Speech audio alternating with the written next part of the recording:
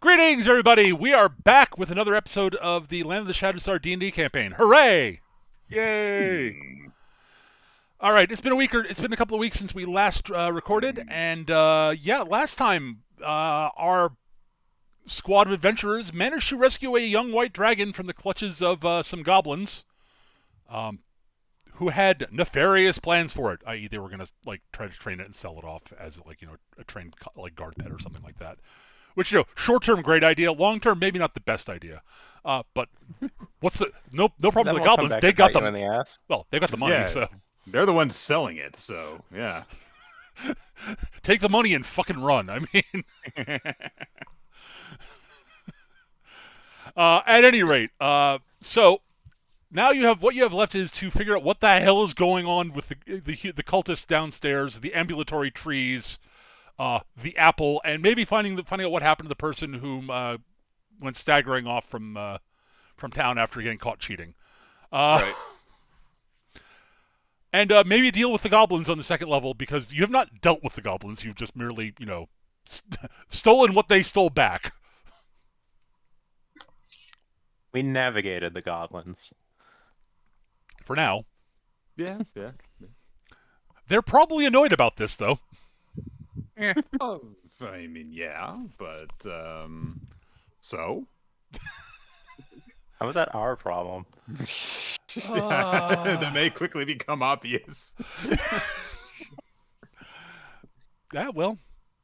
So you have had time to rest up before you set out again. You've had a long rest. It is morning. You are able to prepare and head out. Before all of the preparedness comes to fruition, Cito is going to head over to Ingier. Alrighty. Okay. Pardon me. Do you have a moment? Ishir just kind of looks up, having had a very weird day. He's like, "Oh yes, yes. What can I help you, Sito?" The neck piece that we acquired yesterday, it is as I thought. It's of a water breathing function. I don't exactly need that. And she'll hold it out and offer it to Ingier. Ishir obviously takes it into his hands. He's like, "Oh, this is very nice. This is underwater make. Notice all these beautiful seashell designs in the silver. This beautiful ocean sapphire in it. Indeed, it is Sultash make.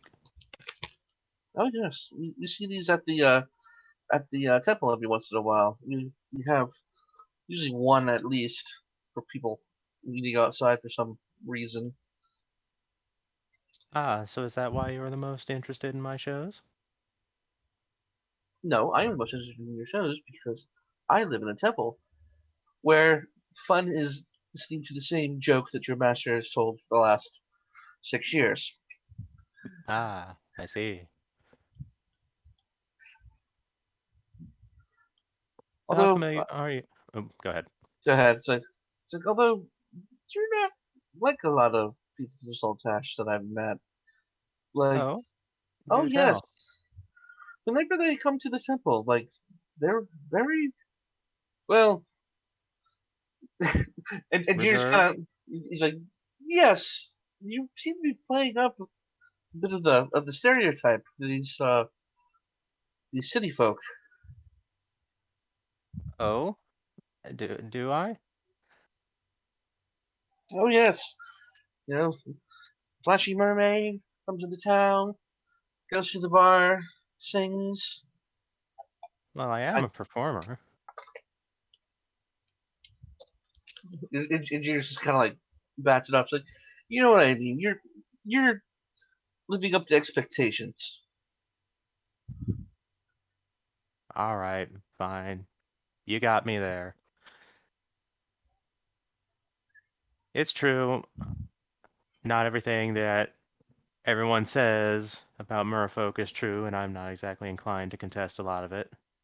Because, let's be real, your audience isn't going to remain your audience if you keep telling them they're wrong. And that's not very good business as a performer. And you kind of like tilts his head, and you're just like, yeah, I agree. Sometimes the uh the joke's on them. At the end of the time, at the end of the day, I suppose you do have their money. Oh, that's true. That's not particularly of interest. Honestly, I just like the adoration more than anything else. Ah, Having enough coin to make the way, that's fine. But that's not really what I'm after. oh, yeah. And you kind of like tilts his head, like, then what are you after? I suppose there's no harm in telling you. The whole reason I'm going along with this whole thing here isn't for some petty material reward or any such. I'm interested in seeing what that witch has to say about the gate. Ah, yes. I'm hoping she has more information as well. My own studies need it. There are some irregularities that I would be happy to show you when we get back into town, assuming I can get some proper cartography equipment. Hmm. Perhaps we share something of a common goal then. It's entirely possible. After all, it's not like we monks leave the temple very often. As That I've is said, true. I've heard the same jokes for the last 6 years. I am 7. I'll see what I can do to come up with a new one for you. I would be most appreciative. Hansine. Aha. All right. The same dad jokes for the last for Uh, six The real sevenths of joke your is life. them. Master, the real joke is you. Like, this is my master. I can't just tell him off. He's gonna beat my ass. It's like, oh, so you don't think this is funny? I'll show you something funny. Wake up next day, your entire room is in the trash can. eh. I mean, you're a monk, so that's like what? Like That's why they say the trash can stick and not the mat to sleep dumpster. on? Your master just comes up to you during dinner. You weren't laughing at my joke. So I'm gonna give you a bit of wisdom and just takes your bowl so he pours it out. A bowl is most useful when it's empty. At any rate, Immensely fucking rude.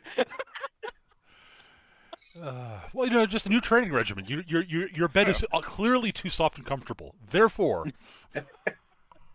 Ah, yes, you must begin fasting immediately. Nothing fills a belly like laughter, wouldn't you say? it has nothing to do with anything like that. It's merely part of your training regimen. It's like super passive aggressive old monk. The true path to dragonhood is passive aggression. The trial of the dragon. You just go before the statue. It's like, what? Oh, I suppose that you're very enlightened then. You don't need to meditate as much as the rest of us do. You go on about and have fun like the worldly person you are. Why don't you go take a pilgrimage outside the temple? The rest of us have pursued a life beyond the physical, but I suppose that you are that you have too many important things to hold on to right now. They say The when rest you're of a the master- students The rest of the students spent 5 hours in the boiling lava meditation chamber, but I guess 2 is fine. They say when you're a master, you can survive on nothing but the essence of the universe. Let's test that.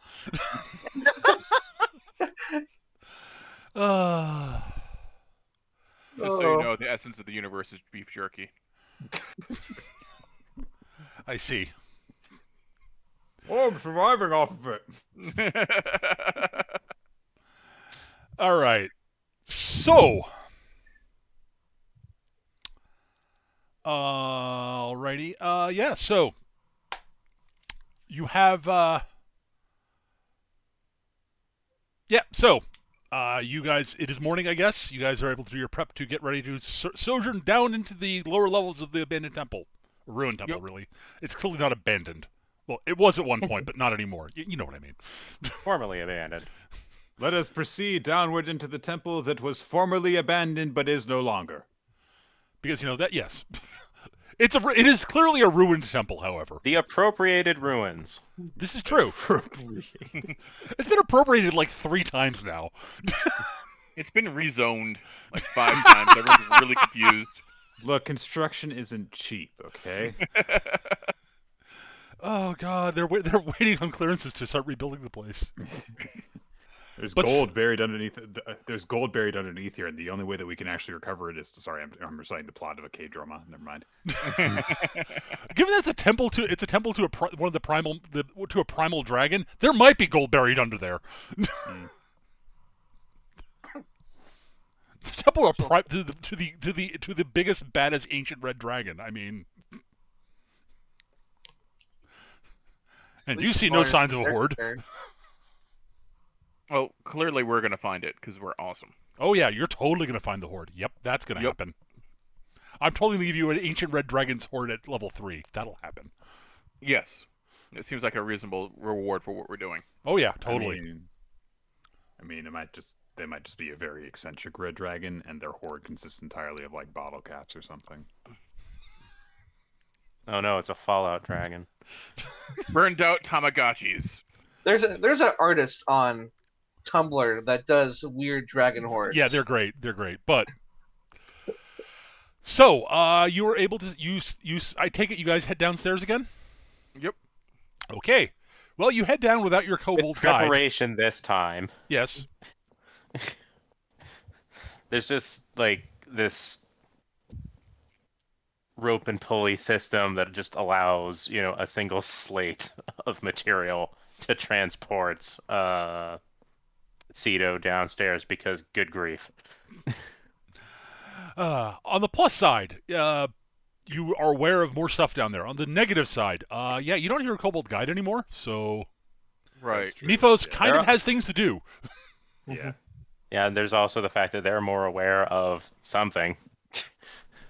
Oh, they're aware that some shit happened. Exactly. They're like, oh, They're- all right, we're just they're constantly in alert mode now. They are now short 1 dragon and 1 bugbear trainer and some patrols. Mm-hmm. Oh, and some treasure that you nicked. Well, that's not important. Oh, no. Why would they care about that? Why would goblins care about treasure, Eric? You're right. Yeah, I mean, another goblin has it, so it's okay. I don't think that will actually fly with them, Eric. I think that would fly with basically no goblins. Would that fly with Glix? Well, he has the treasure, so yes, at this moment, it's a perfectly reasonable conversation. But what if a different goblin had the treasure? Well, that's clearly wrong because I want it more. I see. All right, so you head down. Right.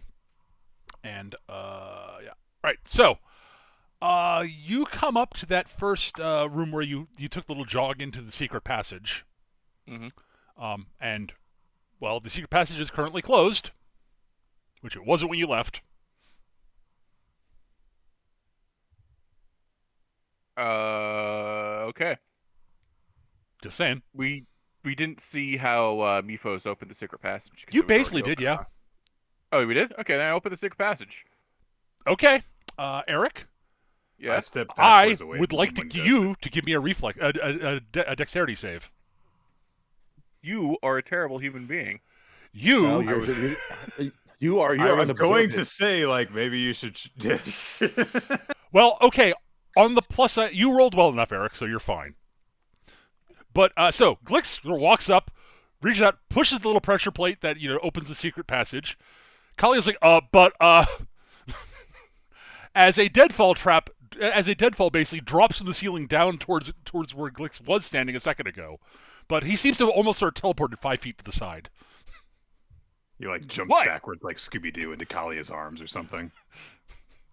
He's sort of like quickly like brushes himself off. What? I meant to do that.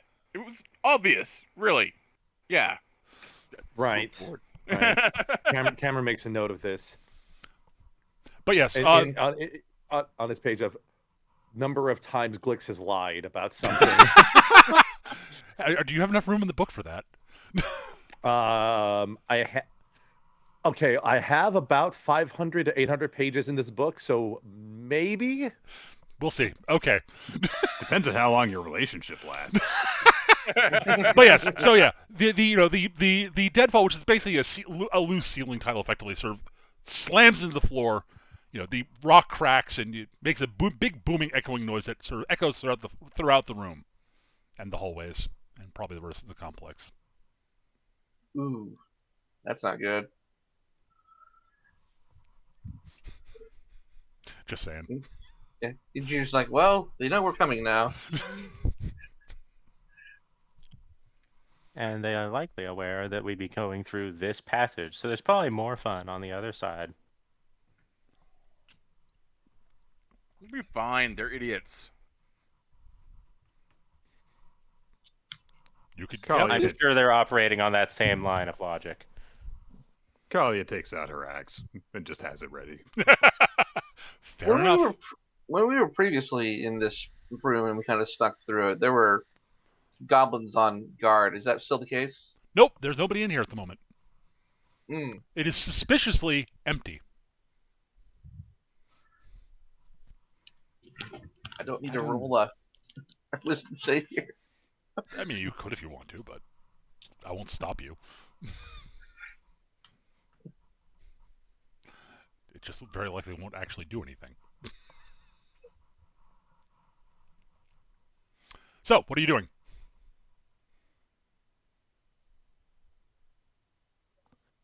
Honestly, I'm inclined to just say let's go through the front door instead of the passage. That's what I I think was. the passage is compromised. That's what I was thinking. Like they're probably expecting. Yeah, us to all take part the of my passage. plan. Okay, fine. You go through the main entrance. I'm glad I had that idea. All right. You avoid the secret passage. We're entering sort of, we're entering Xanatos gambit levels of guessing. Yeah. Remember, it only counts if you come out in the end. Otherwise, it wasn't the Xanatos Gambit. Well, yeah. I said Xanatos gambit levels. I didn't say it was an actual Xanatos gambit. Please. So it's the roulette. Yeah. Please, you guys are not up against Xanatos. I'm not that cruel.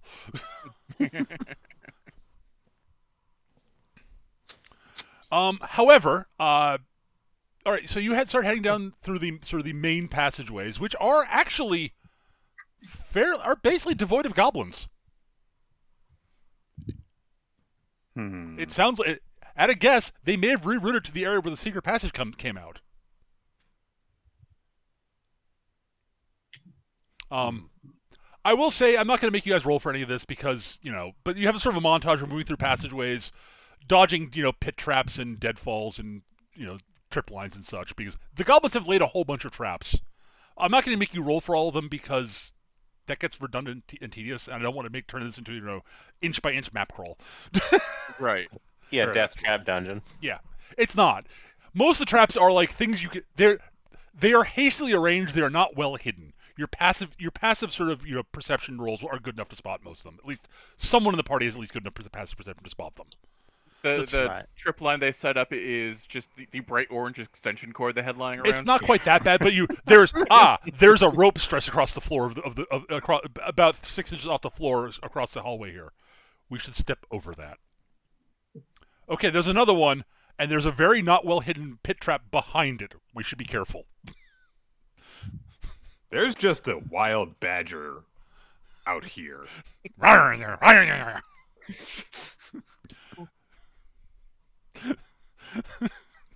This door says does not contain bees on it, and I can clearly hear buzzing on the other side. Right. I like that. That's not actually there, but I like that. They didn't have time to import bees, otherwise there would be. They'd have to go back up to the surface and find about 12 different hives. That's work. Very annoying, yeah. All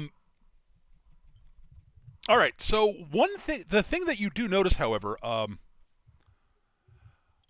as you sort of travel through, you do see. Sorry, just briefly. It did not, in fact, contain bees. It had wasps. Well, yes, bees are useful and good. Wasps are assholes. But Eric, you being the one who actually is fluent in Goblin, Right.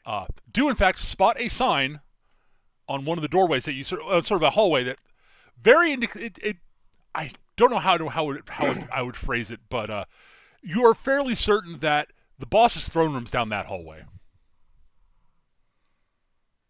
Do we want to try to loot the boss's room? Because it's that way. It's not really what we're here for. The boss himself may, however, be nearby, and we may have to deal with him eventually. We could set up an ambush in the boss's room. Assuming it's empty. Yeah, he might be in there. This is true. Goblins are notoriously lazy.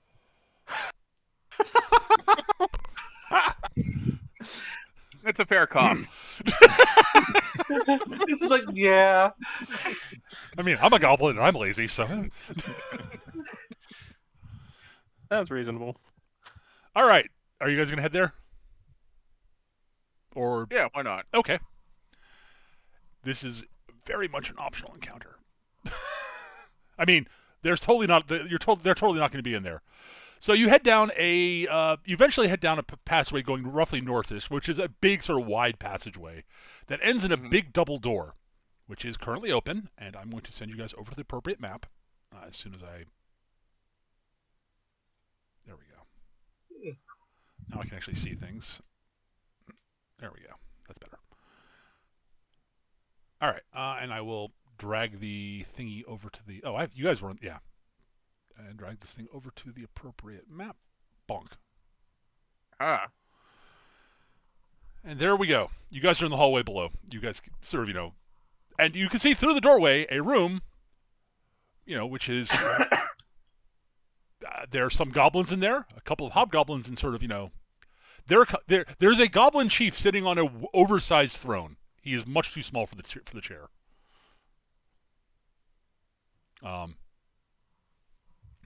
He looks like your sort of archetypical sort of, Eric, he's like virtually every goblin boss you run into. A goblin boss who's in charge of a small tribe but thinks he's way more important than he is. Gotcha. Down to wearing a crappy sort of, copper crown on his head with fake gems embedded in it. I'm not a jeweler, but I'm sure I'll have things to say about that. Oh, God, it is hideous. I've forgotten how to place my token. I'm sorry. Go to the characters tab. It's in the top right corner. It's the second from the left, and click and drag the text of your character, not the image. Ah, there we go. Excellent. So that is the guy who's sitting on the throne. Standing next to him, wearing a cross between what looks like sort of shaman's garb and what looks like what you would expect a human court jester to wear. There's someone who stands next to him, a goblin standing next to him who looks like that. And two very professional-looking hobgoblins wearing armor. There's the chief's guard guys, and a few other regular goblins in the room. The chief looks up and says, the guy in the throne looks up and sees you guys coming down the hallway and says, Oh, you took the main hallway, didn't you? Well, we thought it would be rude to go through the back. Especially after you set off the trap. Yeah, got it. Well, patrol should be coming back any time now, so, You'd yeah. think that. I know my boys. So do we. I believe so did we, temporarily at least. Well, I'll give you a lot of chance. Fair warning. You can just turn around, walk back out, head back upstairs, and forget you ever came down here, and we'll let it go at even at this point. You killed some of my boys, took some of my stuff. But you know what? I'll let you guys go with that. We took back something that did not belong to you. I wasn't talking about the dragon. I mean, yeah, technically, yeah, you stole what we stole, but you know what? Whatever. I'm annoyed. But you know what? We can deal with the kobolds again at some other time. That's fine. And you looted some stuff from the chests in the treasury, and I'm a little annoyed about that. Let me just say that. But you know what? I'll let you guys go. But you got to turn around. It's a one-time offer. Would you let us go down to the grove? Oh God, no. We got to deal with those idiot cultists down there. How so? We get paid really well to keep interlopers like you out. Ah, well then it's time to earn your pay. Tell you what, we'll be on our way. If I can take your hat, pretty sure that crown will fit around the brim of my hat. The ultimate insult. You know, I was going to let you go until you had to go and say that, you know? We both know which way this is going to go. And it's going to end with me with that hat. I like how he didn't have any response to the overt call to, combat, but no, the crappy crown, that's the line. I don't Maybe just understand. wrong. I don't understand what you're talking about with us earning our pay when we said we earn our pay by keeping people out of that place. But you said you wanted my hat. We're gonna throw down. Listen, you don't like Cameron has like the beginnings of a dissertation about the importance of hats in goblin culture. So They're Jaegers. They're TF2 players. no. This is more culturally important than that. All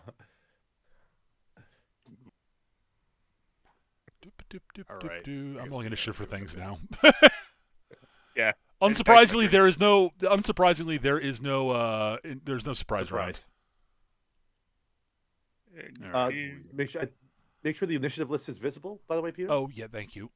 I am slow. And we do one of these.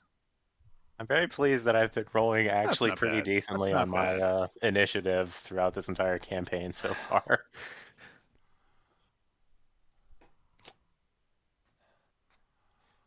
I may have chosen this position for a very specific reason. Oh yeah. Oh, that's okay. I chose my position for a very specific reason too, which is I'm sure that your I'm in reason and my front. reason will align very cleanly. All right, so everybody rolled. I will make I I will have. make sure the ranged people don't get bum rushed, basically. All right, sort.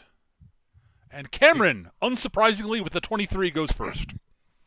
Yeah. Okay. So, all right. Let's see here. Range 1, 2, 3, 4, 5, 6, 7, 8, 9, 10. So the Goblin Chief and the Goblin Shaman are both 100-ish feet away at the moment. I mean, no, the 50-ish feet is away. Okay, so they're within short range of my weapon here. So Cameron is has his notebook out, has been taking notes on it.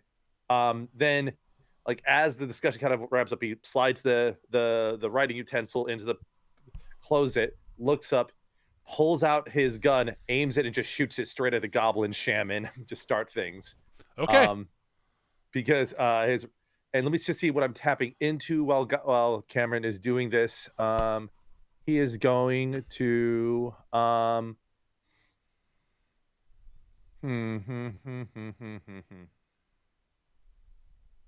yeah.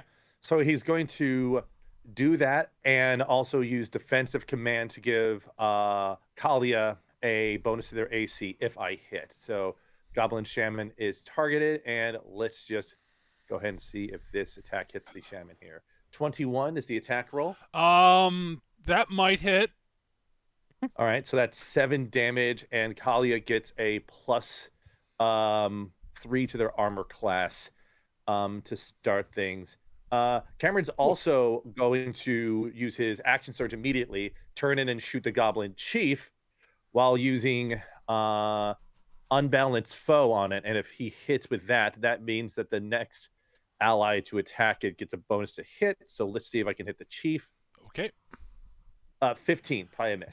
That will miss the Chief. I'm almost positive. Yeah, Let okay, me quickly so- double check that. Yeah, that misses. Yeah. Okay. So that's what Cameron does. He just sort of like has right. the book in one hand, pulls the gun, double tap. All right, so the first shot slams in the goblin shaman's shoulder, and you can see blood sort of pierces the light leather armor it's wearing, effectively light leather armor. You see, blood bloom on his chest, and it sort of shrieks in a horrible noise. Your second bullet slams in the sheath in roughly the same spot, but sort of goes thunk as it slams into his chainmail. All right. Well, I figured discussions are over at this point, so we might as well just make this quick. Fair enough. All right, there you go, Cal. Regarding initiative, don't players take priority over enemies? No. It's up to DM preference. If two players are tied, players choose between themselves. If it's a player and an enemy, DM decides who goes first. All right. All right. In this case, I did I sorted it. This is what the order that Beyond sorted it into. I just wanted to clarify. That's all. I think it's basically kind of random. In terms of the sorting here, Might be yes, in Roll20. Yeah, but like, in Roll20. But in roll, yeah, it might do roll breaks in certain ways, but in 5th edition rules proper. Oh yeah, I know. Ties are just DM's discretion. Yeah. Yeah. I'm just gonna go with the order that the Roll20 put it in for now. That's fine. I just wanted to check because I couldn't remember the rule. That's fair. Let's see. All right, so Hobgobs, where are you? There you are. It is a little unfortunate because I know that's going to inconvenience my plans, but it's not going to shut them down. So whatever. All right. They are going to advance because they can. You don't say. 1, 2, 3, 4, 5. Oh, beautiful. They're going to do what their job is. Yep. That's the wrong one. That's a regular goblin. They have exactly enough movement to get right there. Ooh. And one's going to attack Glix and one's going to attack Kalia. okay. All right, the one on Glix will swing his longsword at you. All right. All right. There we go. Oh, it popped through twice. Ignore the second roll for now. A 12 almost certainly does not hit Glix. Nope. I've got a 15 with that shiny new chainmail I stole. Yep. That would fail to hit me. Yep. And then I'm going to roll for the one on Kalia, which an 11 will also not hit Kalia. So if it rolls less than half my current AC, can I get a counterattack or No. something? Do you have that power on your character sheet, Nick? It would be nice, but no. Then no, you can't. All right, that is it for the Hobgobs. Cito, you are up. Alrighty. Cito is going to kind of do the thing that she tends to do at this point, and she's going to throw a level 2 sleep spell, and it's going to origin. She's basically like going to set it about there-ish. Okay. So basically just going straight for the back line. Sure. This would cover everything back there. Okay. So. Big roll, big roll. Yep. Sleep. Alright, so dude. Nice. There we go. There All you right, go. so 39 total hit points. Prioritizes lowest to Lowest highest. and Yeah. first, yeah. That will 21, 24. How much total did you get? 39. 39. All right, that will get everybody except the chief. Excellent. Clunk. I was just doing the Goblin Shaman was down to 3 hit points, so Right. Yeah. and even if it was Yeah, full, it only had 10. I was considering getting the frontliners, but I'm like, wait, I can take out the spellcaster. Yeah, Yeah. let's do that. Yeah, that's fair. That's why Cameron attacked the spellcaster first. Yeah, I Yeah. figured. Actually, I was actually guessing. Yeah, I was like, okay, I know exactly what you're doing. Yeah. I like Cameron looked over the battlefield like, who's gonna be the biggest piece of shit to deal with? You. All right. I'm feeling You I'm go to feeling lucky. I'm feeling lucky. You. Not lucky enough. Anyways, Cameron. back to my book. Cameron flashes back to day 1 of class. If you do one thing in combat, do this one thing. Shoot the one in the dress. Hey, now spellcasters wear dresses. Only some of them, or most of them. It's whatever. a friar. That's an in joke that some of you that Yeah. many of the viewers will not get, but that's fine. I really like that story. It's a good story.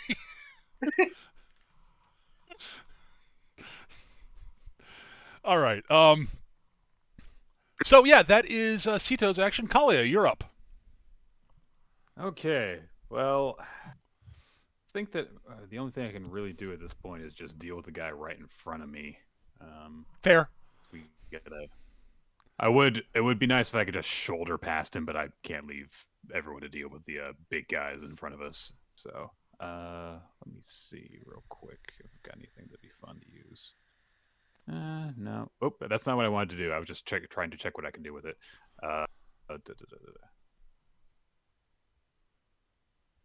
There it is. Okay.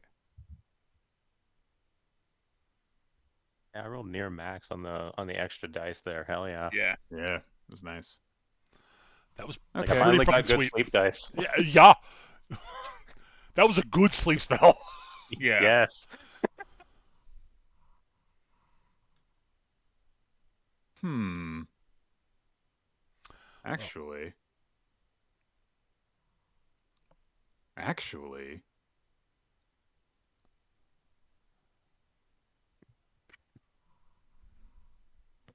No, that won't work. Oh well. I'll just do a regular attack on Hobgoblin. I can't tell which one is which. The one in front of you. Yeah, that one. That's guard one. Yep. Okay. Attack with the thing. Did it go? It did. Okay. That's a miss. That's fine. Charisma save? Oh.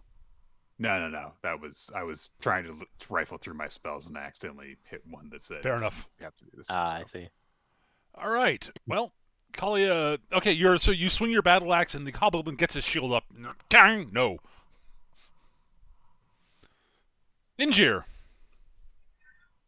When the goblin brings the shield down, it's just immediately sees Injir's face like really close up to him, and he just lets out like the biggest, loudest like T-Rex roar Okay. using his draconic roar. Ah. Okay. So everything within 10 feet, which is probably that is an enemy. So that's gonna be the two guards. Yeah. The two hogs. Until the end of my next turn, everybody has advantage on them. Okay. All right. So noted. I didn't realize that we were partying around with Godzilla Jr. All right. The goblin shaman. Sort of sort of tosses and turns a bit and makes little snoring noises. The three goblins sort of tumble over into a heap on the floor, asleep. Glix. All right. I'm pretty sure I can rely on the animation budget handling those guys. So I'm going to cast Misty Step. Jerk. 5, 10, 15, 20, 25, 30. Poof! Walk up. Give me the hat!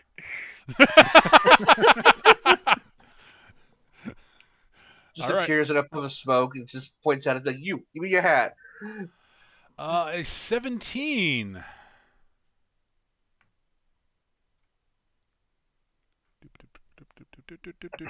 Will hit the goblin boss exactly. Excellent. Ooh. 11 damage. Oh. All right. Well, you hack into him. Your Bob's happy. Bob cleaves into him and leaves a bloody rent in his chest. The goblin chief staggers backwards, completely caught off guard by the goblin in the red hat going from all the way back there to where he is now, from all the way from over here to directly in front of him out of nowhere. He is very surprised. Basically just nightcrawled over there in a puff of black smoke. Basically, yeah. All right. Well, it's the goblin chief's time. All right. Well, I had a plan. I figured he did. I wanted to fuck it up. All right. He will slide sideways. And he is not going to try and disengage because he doesn't. That's not going to help him right now. No, his plan was going to be to wake the shaman up, but for this turn, he was going to. It's like, yeah, my 2 hobgoblins will hold the line. And I can wake the shaman up, and I'll have the shaman backing me up. And why is there a goblin in my face? God damn it! Fine, I'll slide over to here, and I will attack you with my scimitar. He will attack you twice, actually. All right. The second one will be with disadvantage. I like to imagine that he didn't actually walk. He just kind of like shuffled over on the seat without getting off of the throne. No, that's totally what he did. First swing, 10 will miss you. Yep. And second swing with disadvantage. The 9 will also miss you. The 12 would have missed also. Yes, it would have, but the 9 is what he rolls. So he swings sort of happy. He's caught very much off guard, and he's hurt. So he sort of swings the scimitar in front of him in a haphazard fashion, hoping to hit you. And it is one of the less skilled displays you've seen. He's very clearly panicked. This is not what he was expecting. All right. Next round. Cameron. Cameron will slide right here and line up and just take fire at the goblin directly in front of him, while once again invoking the command to give Kalia a little bit of a defensive bonus here. Already. So go ahead and pop that attack roll right here. 1 second. I just realized I have to get over to Cameron's page here real quick here. I had an issue pop up from work. Yes. Yeah. So go. And the attack roll should be coming out. It's just a 12, but so we'll probably miss. All right, so yes. You have advantage. You can roll again. On the one that's strictly... injured. Yes. On the hobs. Well, yeah. The Injured. dragon roar thing. The 24, so on the that's other a hand, 20. will hit. So I hit it for 6 damage, and Kalia gets a +3 to their defense. All right. You have, in fact, the beam of energy slams into him, and he sort of staggers a bit, and he's very clearly wounded. Like, it's not too late to think about another line of occupation there. We get paid real good to be bodyguards. You can't be paid if you're dead. Yeah, we don't get paid if we stop getting paid to do our job if we turn our backs on our employer. Allow me to pay you in justice. Can you I'm not going to pay them in justice. I'm just going to pay them in pain. Not going to be an employer for long. Like that was like for a Kalia perspective thing. Yeah. All right. Yeah. I got it. Nice shot though, Cameron. The hobgobs go now. All right. Well, hobgob, one on each of you. So the one on Cameron will return his swing back at you. Does a 17 hit you, Cameron? What is that? 17? Yes. No. It does not hit you. Ooh. Well, You need to roll an 18. This is why Cameron is dangerous. He has about as much armor class as Kalia, but he has a gun. Cameron walks up wearing like this leather jacket and stuff. The attack comes in. His hand not holding his gun flings up, and a shield manifests on it that he blocks the longsword with. And he just sort of waggles a finger holding the gun. It's like, change of employment. You should consider it. well, the other one's going to swing his longsword at Kalia. 14 is a better roll than he rolled last time. Still doesn't hit, but it's a better roll. Eventually. They're trending in a positive direction. Yeah, if they keep this up, they'll be critting us, so we better kill them first. All right, Cito, you're up. All right. Cito is going to open up by throwing some encouraging words at Ingier, so that's bardic inspiration over there. You have a lot of attacks. I would rather most of them hit. Okay. And there's not a lot to be casting at, so she will actually leverage her crossbow at the one that Cameron hit, and will take a shot at it. Okay. Twang. Yeah, where's my crossbow?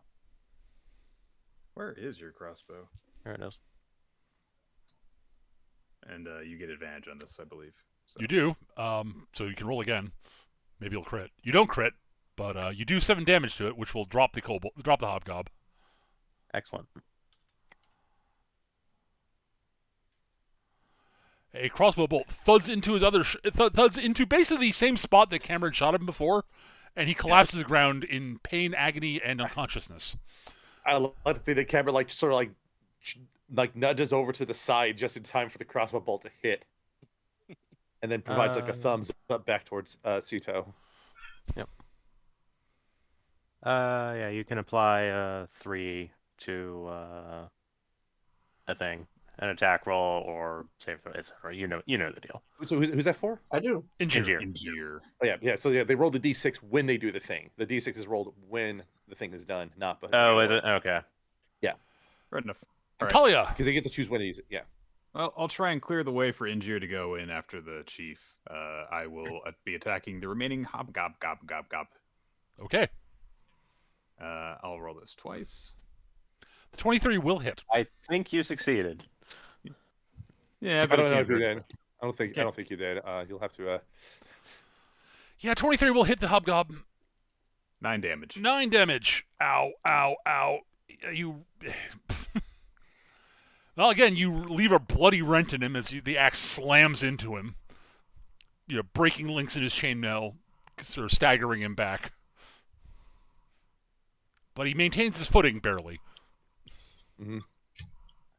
I'm going to put out something for Ingier's sake when it's their turn. Which it is. You could walk completely around and flank the hobgoblin at this point without provoking an opportunity attack, since you can kind of walk through allies. And that way you never disengage from the enemy the entire time. It's not like when you enter their reach now, it's whenever you leave it. Yep. Correct. Just as a... Oh, okay, so you can shuffle around. Gotcha. Yep. Correct. 5, 10, 15. You can play musical chairs with your opponents. You just can't take 5 foot steps to get away from someone. You have to spend an action to disengage. Yep. And when you're disengaged, you just can't provoke opportunity attacks. Period. So you have free reign to move through a room. So it's a mix, It'll be the other one you want to be on, Ash. You want to be on the one that was dead. You're right. Yeah. Oh, I wasn't walking through it. I thought I actually had to walk around them. That's why I was there. You do, but yeah, you can continue to do that. It's like this actually gets you the flank. Okay. All right. Oh, in that case, yeah. I have to be directly behind them for the flank, not within their. Yeah, directly opposing with an ally. Okay, so that's 5, 10, 15, 20, 25. All right, I still have 15 feet of movement speed to do this. So Ingier is going to go, and with his spear, go for the back attack on the on the goblin. One moment. I actually remember how to do this. Did I go through correctly? It did. There we go. All Yeah, right, 24. Yeah, that'll hit. 9 damage. That'll drop him. Like a bad habit. All right. Now, here's the question. Can I move and then use my bonus action to do my extra attack? Yes. or do I have to do it? Yes. Okay. Yes. As You long as can you continue to exercise all of your movement over the course of your turn.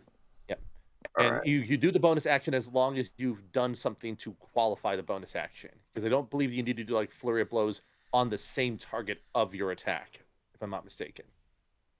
Yeah, so like if I wanted to go up to these goblins, I can do flurry blows now. These sleeping Yes, goblins. But 30, they're sleeping anyways. 35, 40. Okay, well then I can't. There's actually nothing I can do then because I can't do a ranged attack. Well, actually, yeah, there's nothing I can do. All right, That's fine. that's the end of that turn. And you just gored somebody. Glix. As I Alright, scroll past the sleeping goblins. So I just regret Hex, and that lasts for fucking ever, and I can bounce it around. So, I'll say Ooga Booga Booga, and he feels oogie. Okay. So he is hexinated. It's a very technical term. And, yeah. We ask him a question. Ouch. Oh, jeez. A 22 will hit him. However, yeah, you roll the damage. However. Yeah, roll the damage. Give me a second. Yeah.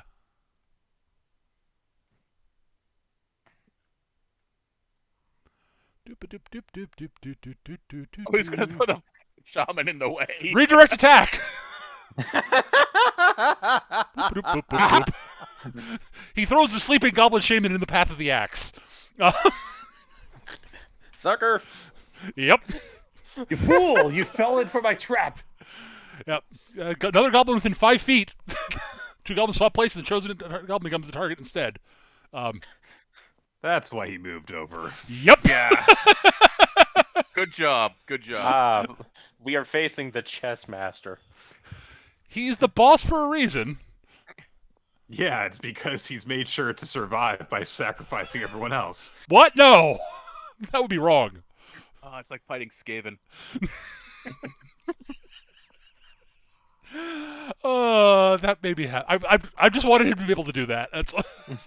Well, on the bright side, we don't have to worry about the chief waking up the shaman now. This is Yeah. true. All The right. shaman just screams as he's cleaved in twain. I just woke up to die. All right. So that was his. That was on your turn. It's his turn now. All right. As his standard action, as his basic action, he's going to multi-attack Eric, multi-attack Glix. Right. So 2 swings scimitar, second one with disadvantage. Yep. A 15. Will actually hit me. So take 4 damage. Ow. Yep. And his second attack was a 13, which will not hit you. Nope. Then, as a bonus action, he is going to use Nimble Escape Yep. to disengage. 1, To get the hell out of Dodge. 4, 5, 6. Cool. All right. Is that all you're gonna do, Peter? That is, unfortunately, that's all he can do this turn. Okay, cool. 1, 2, 3, 4, 5. Let's see here. Okay. Yeah, his speed's 30. Okay. Yeah. Yipe, yipe, yipe, yipe. Yeah. I want that hat! It's mine. You can't have it. Cool. All right. I like that we're not even dignifying as calling it a crown. We're just calling it a hat. All right. Let's see here.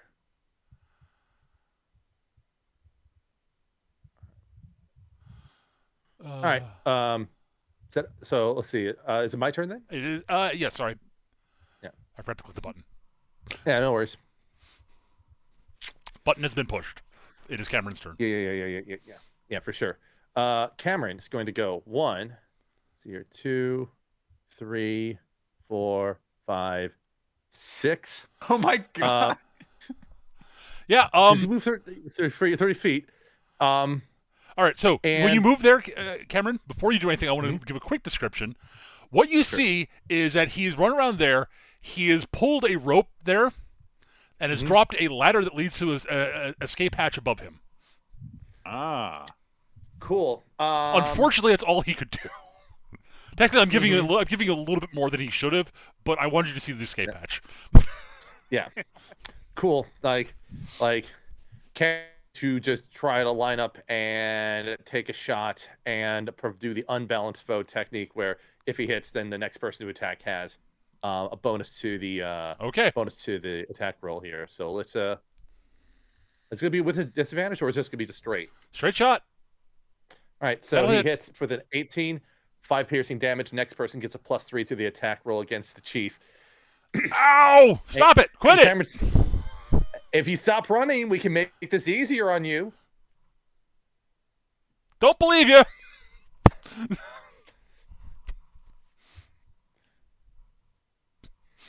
By the way, he's at very low hit points right now. I wonder what we could do about that. I wonder. Chiefs guards I would go, but wonder. they are yeah. Cito. They're dead. That is definitely a possibility. All right, so what I'm going to do then? I could take that shot.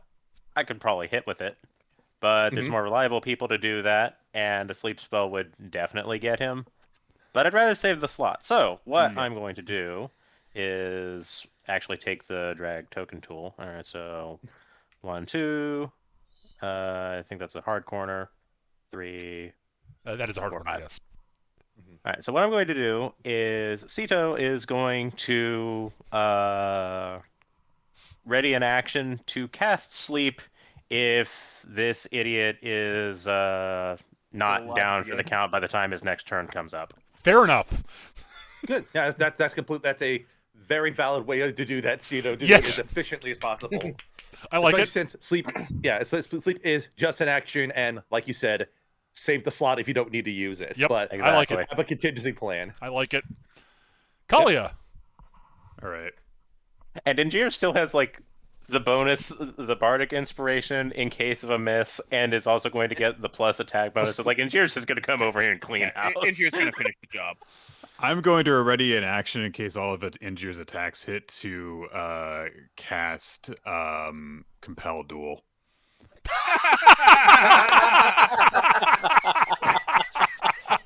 No.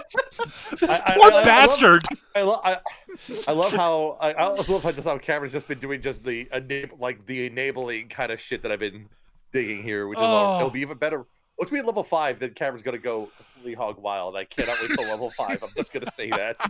We just like he's the only one left, so we're like, no, we're gonna do all of our no, you can't run away spells. Injir, come on. It's Injur's Like- turn. Like the camera is just on the Goblin Chief. He's got his hand on the rope, and then it just cuts to like this POV shot of just somebody running across the floor. Oh God, he's getting Yeah, he's getting Sam Raimi monster camped. I like to think that Cameron like Jaws theme. I also like to think that Cameron at this point like ducks just in time for Injir to like vault over his back Yes. on the way over there, just like Flying dragon kick. yep. Hong Kong Injure. All right. So He's too competent for that. on your attack, you get the +3 through the attack roll. You can invoke the Bardic inspiration. the if need be. bonus if need you be. whiff. Correct. If Yeah. need. All right, so Yeah. let's start with the normal attack with the spear. Yep. All right. You get +3 to that, right? That's a 15. Which will And not hit 15's him. not enough, so you can tap the bardic inspiration to add a bonus d6 to the roll. In Yeah. that case, All right, so I need to roll a d6 now. Yeah. How do I do that in this? just slash slash R RD6. D6. Slash R d6. Okay. Slash R. Space D6. Oh, you need to spit. Yep. Well, all There you right go, then. you- There you go. You hit. 21. Well, There we all go. right then.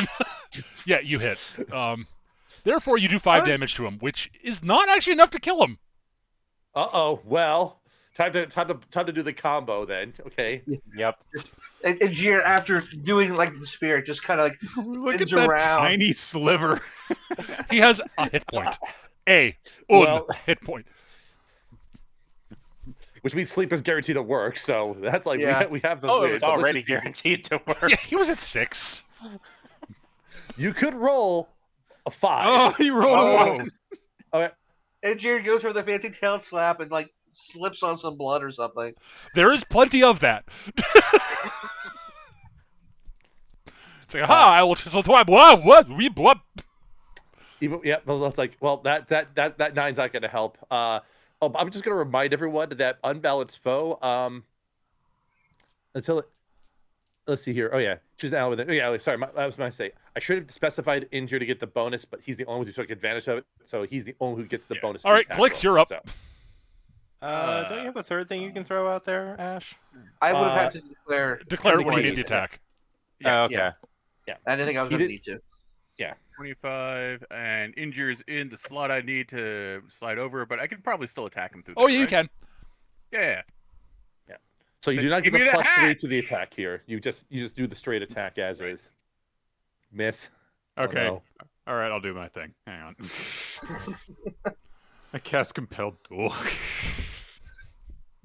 Okay, what does that do what's it- exactly? It's a one creature Wisdom that you save. can see within range must make a Wisdom saving throw. On a failed save, the creature is drawn to you, compelled by your divine to command. For the duration, it has disadvantage on attack rolls against creatures other than you, and must make a Wisdom saving throw each time it attempts to move to a space that is more than 30 feet away from you. Oh, he's got to. So okay. So he's got to make a wisdom save. Is does what the you're wisdom saying. save. Yeah. Yeah. And if that fails, we have our backup contingency plan. Yeah. All right. Goblin Chief's turn. I will make the wisdom save. Oh, that's the exact. Wait, no, that's sorry. I saw the DC. So Wisdom save. Oh, you poor bastard. Let's do it. Well, his wisdom is 8. Well, well, Let's he see. can still make it. Yeah. still make it. Oh my god, Oh. it's amazing! All right. Cito, just end the fucking the thing. cowardly will to survive. No, I don't want to fight you. I'm running away. Oh. Yeah. 30. Even if he'd been at full hit points. how it's all done. Except for one thing. The other. Yeah, this is actually. I think this is actually going to get Injure. Injure, do you have 29 hit points or less? I Actually, have or one- Glix. I don't know. Glix, It's gonna be Glix. Glix because faults. is hurt. So you weren't very Glix specific target. about how many. Target? What? I'm not part of the target. I'm not an enemy Glix, how- creature. No, it's so how many It's hit all points do you have left, creatures. Glix? It does not discriminate. Wow. How many hit points It's do you have just left, usually Glix? it's not a problem because I know how to aim it, and enemies usually have less health than us, so it hasn't been a thing. Oh, I'm at 22. So And then yeah. and Injure's at how many? 24. Cheers at 24. Yeah. So yeah, Glix is falls asleep. So both goblins fall asleep. Neither had ever. What an amazing All right. comedy of errors this last Yes! round has been. I love it. Hey, Cameron So yeah, committed. Bob bounces off the corner of the thing. That goblin falls asleep. It's like, ha ha ha. Turns around. Whoa, thud. Cameron will look at these two and he'll just Cito say, sarcastically declares over everything, "I'll take the hat." Cameron says, you know what? I was thinking we should just take both of their hats and kind of stow them aside and see what Glix does when he wakes up. Mostly because it'd be really funny if we did that. Cito has enough self-preservation notion to think that that's a bad idea. Cameron's willing to hold on for it because 1 is armor class, 2 he has a gun, and 3 Glix will think it's funny if Cameron's the one that pulls it on him. Given that the does track. So Cameron will proceed to take Glix's hat and stow it away, inside of his jacket, and then This is And when then- you find out Glix is entirely bald. There is no hair on his head. I was not going to assume that He's there a was gonna be hair goblin. there. But Cameron's just like, well, that was clean enough. Excellent work with the sleep magic there, as usual, Cito. Thank you. All right. Kill all So humans. what else? Kill all humans. We'll slap him. We'll slap him awake in a moment. He's been trying really hard. All right. Hey, so baby. Want to kill all humans? Cameron will assist in just sort of checking the bodies, kind of piling them all up near the desks in the chest, Sure. while Kalia's investigating. Yeah, I'm looking through papers or whatever is on these desks. All right. Yeah, it's mostly just sort of, honestly, it's just records of, various little minor crimes they've committed, things they've stolen, nicked, people they've done trades with. One of a fence that the tribe tends to sell stuff to, they've nicked too. Which is not a surprise. There is a fence at Trade Outpost 13. I'm sure that Glix could have found it. Found them pretty quickly. Jir takes this brief moment to disarm all of the sleeping goblins. Yep. before they wake up and cause ruckus. Got an image for you in chat there, Eric. So hyped. So that's going to include the Goblin Chief and the 3 goblins that are still alive. So hyped for the destruction of humanity. Mm. This is my favorite characters from Undertale. So Cameron's just like, well, that would leave the only other, currently threatening force. Go ahead. Sorry, yeah. No, keep talking. Remind me to talk about what you find in the goblins after you finish. Sure. Cameron, as he sort of moves bodies around, comes like, well, that means that the only other immediate threat in this building is that cult, which I suppose we really should be looking into it, given the tree-related antics that have been happening back in town. There is still at least one patrol around. I imagine they won't take too kindly to this. Well, either that, or they'll try to find the chief's hat and try to become leader. So, either way. Oh, there's a distraction. Man, if we could make a fake hat that looks just like the chief's, that'd be so good. I don't think I'm any of you are. legit- I'm I don't think legit- any of you are bad enough at crafting to do that. I'm like over here, like just thinking we could actually just hide the crown and put up a sign that says the chief has been deposed. Find the crown, become new chief, and just let them all sort themselves out. Cameron points to Cedo and is like, now that's a plan. We get to keep the crown and distract the patrol. I mean, if you really want to keep that crown, you can. I was thinking of actually hiding it somewhere, but all right. I'm fine stealing it for the heck of it, but I'll tell. But Cameron's just gonna be a complete asshole to Glix about it because he thinks it's funny. Well, all right. So eventually, Glix is woken up. I'm assuming. It does wear off after a minute. I presume that the rest of these goblins are bound by Yeah, that. yeah, exactly. They're dealt with. All right. So, Yeah. two things that you find, like the goblins they've got basic equipment, etc. The chief of note, the hobgoblins have better quality equipment, unsurprisingly. But they've got reasonably well maintained long swords, chainmail, and shields. The chief's got very nice chainmail. It's about as it's slightly shinier and better than the suit that Glix nicked. His scimitar is actually well maintained and looks like it's very clear that it's actually a well-made scimitar. It is a good sword. He also has on him a key ring with several keys in it, and a set of thieves' tools. Ooh. Oh, hey. Nice. Oh, good. I need those. I know. I figured I'd make things easier. How convenient. There's a box over there that we can empty out and stuff with these idiots. It won't fit all of the goblins. Yes, it will. Not with that attitude. But there are storage crates in the side rooms that you can shove them into if you want to. I just didn't put them on the map. All right, Glix, you're awake. This is a very interesting MO for this party. We will intrude upon your territories, decimate your forces, and put it in a box.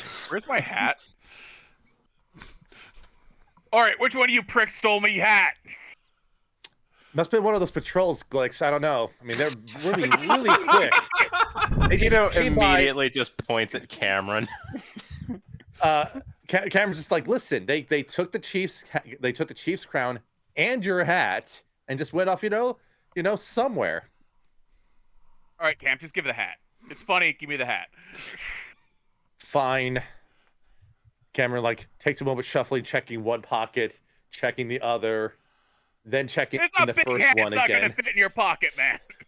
It's inside his jacket, so it's just he's just checking around, pulls out Glix's hat, just throws it across the room over to him, and then he reaches over his shoulder and pulls out the chief's crown from behind his back because he stuffed it in between the back of the jacket and his back there for a moment, just like this will be for later in any case. Oh, it's ugly. Just wanted to wear it to insult him. Listen. I still think making the patrol. I still think Cito's idea of making the patrol try to find this thing is a good idea. So Cameron just puts it back under the jacket, so it's just sort of like there's a little Wait a bulge minute, what was on his his plan? back. Oh, we just leave a note saying that the chief is dead. Whoever finds his crown becomes chief. Yeah, okay, that's funny. That's actually very funny. That's why I'm agreeing to go forward with it. It's really funny. We got some. Let's take care of the rest of the business here, and then we got maybe the cult to deal with too. Yeah. I feel like the crown bait plan, like if it's actually going to work as we're intending it to, I kind of feel like that might be like a deception check. It might, or it might just, yeah, it might be that, or it just might be. I mean, if we have Glix write the note, it'll be more persuasive because he can make it look bad enough to be like a goblin wrote it. You know. I mean, Like he actually knows Goblin, which is the only reason why they're only going to read Gob. So yeah. Yeah, exactly. Like I Glix- can't do that, even though like I have really good deception. Glix is like Cameron's like, come on, Glix, just put. Let's leave a note there. We got a little bit of checking out to do here, and then we'll move on to the next target. Yeah, I'll find like a piece of paper or a card or something. Oh yeah, you can find. You can. There's paper on the I'll there's ready to paper go on if the that amounts desks. to the boss in. is dead. Someone nicked his crown. Find a crown. You get to be the news boss. I'll fold it in half and put right on like the blank half facing up on the throne. For you idiots. Fair enough. And then we can just like throw it in a random box. All right. Do you want to deal with the chest? Yep. Yeah. I will totally nick those thieves' tools, and I'll And try the to key open ring. chest. Yeah, As long as you're your key ring. Oh, on there's it. a key ring So- too. That's right. Yes. Yeah. You just gives them both the Glix. Like, here you go. Ah, awesome. All right. So first, is it trapped? Give me an investigate check. Investigation. Not so good at it. Actually, base it on dex check with using with investigation proficiency. Oh, okay. If you've got proficiency, investigate. That is Yeah. I do because not have- this is probing around like dexterously to find it, not like Yeah. I do not have the you don't have investigate as a proficiency, so so I'll just a just straight do dex check then. It's +3 either way. So still 12. 12. You find no trap. All right. I'll start checking the keys. You find a key that looks like it'll fit the chest. All right. I'll open it up. Okay. Unsurprisingly, the chest was trapped. Of course. It I'm was. over here. Like move Glix over to where the chest is, so Cameron's like standing. All right. next to You the feel shannon a while sharp walking. pinprick in your hand. Give me a save. Let me see what the.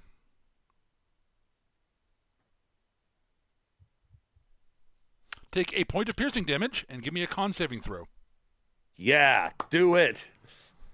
You are fine. It is a mild poison that you are not that you manage that your system resists. It's a DC 10 con save. But you did take a point of piercing damage. However, in the chest are a mix of coins and gems and such, which I'm not going to bother divvying out exactly what they are. You guys can it's mostly silver, but there are a few gold coins and some gems in there. That total up to roughly where is it? I wrote this down. I swear to God. Here we go.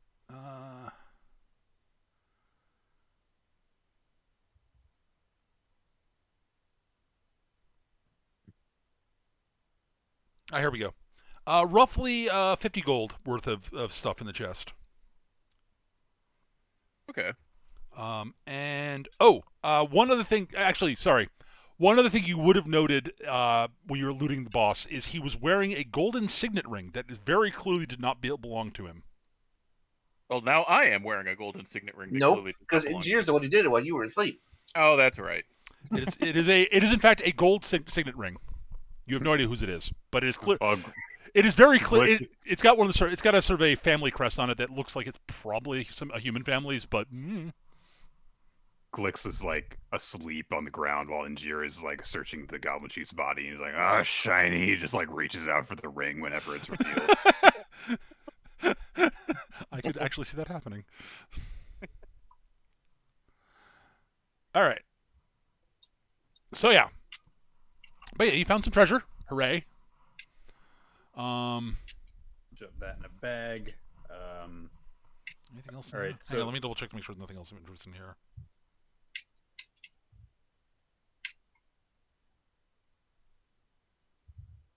Yep, that's it. So yeah, it's basically mostly silver coins, but some smaller denominations, some golds. But All right, so the room that the chief ran into, he had an escape hatch in the ceiling. yep, that leads Mhm. up and out of it leads up and out. All right, is there like anything of interest in either of the two rooms? They're besides basically that? storage rooms. They've got crates full of food and stuff like that. Nothing super valuable, but like it's supplies and such. Actually, Oh. sorry, this room over here is basically a bedroom. Oh, sorry, no, this is the bed. This is the chief's bedroom. The That escape makes hatch is sense in his then. bedroom. Yeah. This is storage. There's food and such in there, and there's a small kitchen area in there also. There's a few posters on the bedroom's walls of effeminate goblins. Sure, why not? One of them's covering up his actual escape hatch. As you do. All right. I guess that the next thing to do is might as well be to take a quick look out of the top of that hatch. Sure. You climb up the ladder and poke your head out, and it opens up into a different part of the ruined temple up above that has the broken ceiling in the ravine. So it leads directly outside. It leads directly outside. Yeah. It's a long Did you- shaft. It basically leads up into a small sort of room that's sort of a small sort of It basically it's a long shaft up that goes to the floor the floor above where the goblins are, where the kobolds are. Okay then. Peter And there's- appreciates this by virtue of ladders being slightly less of an affront to her physiology than stairs. Sure it's still not Climbing fun. out with 8 strength is going to be a thing, but I can actually do it. Fair enough. It's a way. It's So another then- way out. This is true. So there is sunlight up there, though. Oh yeah. This might be a good time for Cameron to reload before we head down. Oh, yeah, You want to that's a just point. take a break? You guys can We can have a definitely take. sandwich. You guys can definitely take a short rest if you would like. I Mhm. think we should take a short rest. That is totally reasonable. And Cameron Yeah. therefore can actually get some sunlight to reload his gun. That is true. Yeah. And we can yeah, do you get, like- that. We can jump up and down the bed. We can braid each other's hair. Mhm. That's specious. We can braid each other's ears. I don't know. We can braid each other's hats. How's that? There we go. Indeed. It's all Wow. one of them. All right, relevant abilities recharged, All right. which are done for me. Excellent. Well, you are able to, after your short rest, set out again. The patrols, Oh, unlike what the chief said, Glick was quite right in that the patrols were not about to come back while you were dealing with him. So either the chief was wrong or was basically bluffing. I'll let you decide by the which. way, by the way, I'm gonna burn a. Eric, I'm go- burning. Yeah. Go I'm for gonna- it. I'm gonna give you 5 points of my lay on hands, just so you can get up to full while we're doing this. I was gonna use hit die. Just hold Hang on to that. in I, case I think I he might gets have a that. thing. Oh, they spend hit dice. Okay. Yeah. I just. Yeah, if you spend hit dice, add an extra d6 because I'm a bard. Oh, nice. Well, what I rolled was enough to fill me up. So Fair enough. Alright. Okay. Cool. All right, cool. All right. Okay then. I guess then that there are other goblins down here we may run into, Mm-hmm. but All right. The so- major encounters here have been Oh concluded. no, there are no more common encounters on this floor. I'm going to say this right now. As you are leaving, one of the patrols comes up, sees you guys, sees the unconscious, sees that no one else is in the room. There are 2 dead hobgoblins. The chief's dead. The shaman's dead, and the other buddies are tied up somewhere. They're like, Go home, guys. yeah, we didn't see nothing. Oh, we're in agreement then. Good, smart move. What's that note on the chair? Oh yeah. Oh, nothing. Go, Don't worry go- about that. Don't worry about Don't it. It's not important. Okay, yeah, you guys just we'll pretend we didn't see you guys. That's the right move to make. Yeah. Cameron's walking in such a way where he makes sure that his back is not visible to the patrol Clearly, the that's in room. hobgoblins, clearly the chief's guards and the chief and the shaman were killed by a random wild badger or something. Yep, definitely a badger. Got it. We saw one of those on our way in. Yeah, that was Grog's plan idea. It was not a good trap idea, but yeah, he was enthralled by it. He likes badgers. They're kind of cute. I'll take your word on that. Honey badger in a pit does sound pretty bad. It wasn't a honey wow. badger. Honestly, I half imagine these guys coming in, opening the door, just looking at what happened, closing the door, walking away. Smartest Batman thug. Yes. See anything in there? Nope, not a thing. Not a thing. That's one of my favorite scenes. This thug opens the door. There's Batman. Looks at him. Closes the door. Walks away. Find anything in there? Nope, nothing. Nope. There's a movie that I watched on Netflix earlier this week that stars Mads Mikkelsen called Polar. Awful movie. But he plays this hitman that a bunch of other assassins are trying to kill because money. So, he goes on this big thing after a whole bunch of bad stuff's been done to him, and he just kills all of the bad guys' guards and is on his way into his mansion. And after having killed 100 of this guy's guards or something like that, the few bodyguards that he has in his mansion are just like, yeah, we're leaving. And they just leave. As they're walking down the stairs, Mads Mikkelsen's coming up the stairs and they're like, he's in there. And then they just leave. It's the best part of the entire movie. That's good. Not worth watching for that one scene, but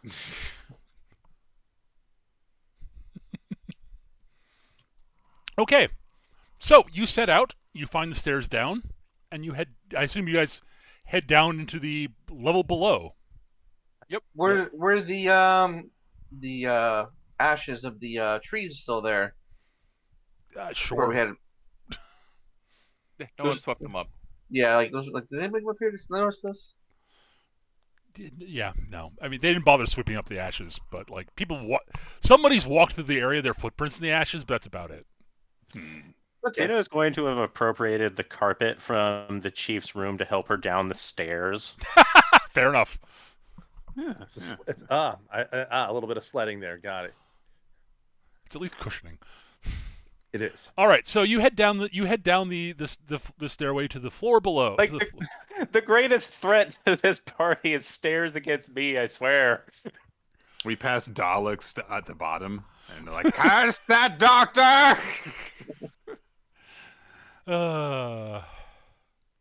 So yeah. All right, you are down into the floor below. Excellent. Let me take a look at my notes for this. Oh, right, yeah. So you head down. You end up in. Let me take a look here. Right, you come down into the stairs empty down into sort of an octagonal room. Okay. And basically there's a hallway off to the south and one that's sort of there's a hallway off to the south basically. That's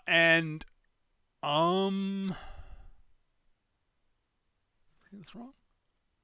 Sorry, there's a hallway that heads off to the south, and there's a doorway. There's another stairway another much shorter looking stairway heading up, directly to the east from you. You guys are coming in from the west, basically.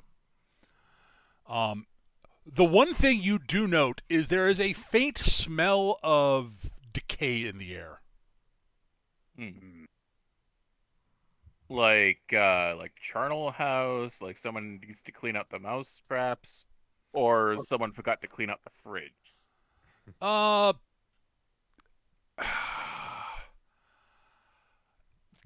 It's sort of that Does it have old. that sickly sweet of bad meat, or is it more that musty smell of vegetable matter? It's more the latter. Okay. There's definitely a fungal smell to it to some degree.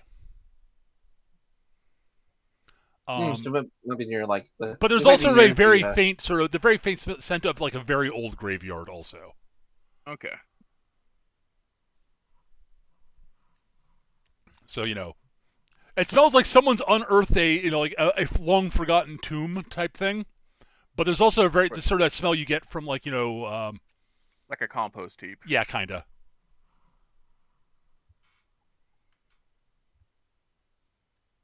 Yeah, and Jira's slightly worried now that somebody might, even though he's, not a follower of this, it would still be pretty sacrilegious. Sacrilegious. It would still be sacrilege. Sacrilegious. It would still be sacrilege to like use like the bodies of dead ancestors as like fertilizer.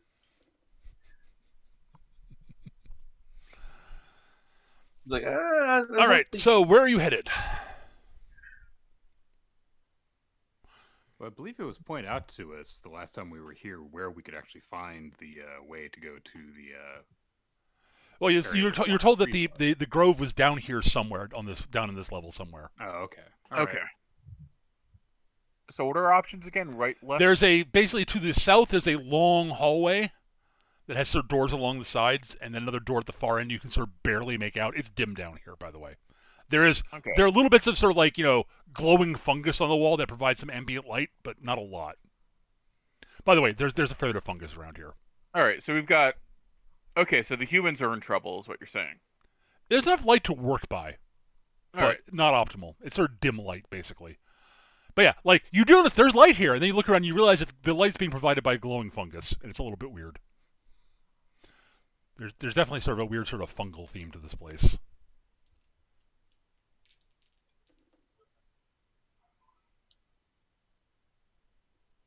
So Injir just kind of looks to the stairs to the east, like, well, that's probably how they're getting in and out. It doesn't look like it goes. It's not nearly as long. You can sort of see the top of the staircase, and it's not very far up. It's sort of almost like a half floor almost. Mm. So maybe, but yeah. So he immediately points to the south. That's probably where everybody else is at.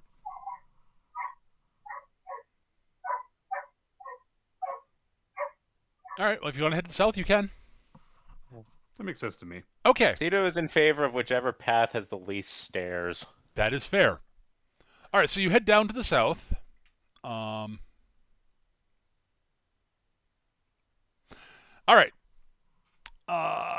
So you head into the next sort of hallway, and sorry, I am incorrect. There is a third door in the room you're in. There's another door in the room you're in. I missed it. There's on the sort of southwestern wall, there is an iron door, which has sort of a relief of a big sort of rearing dragon on it. Come back for that part. It has a large, heavy sort of keyhole for its lock.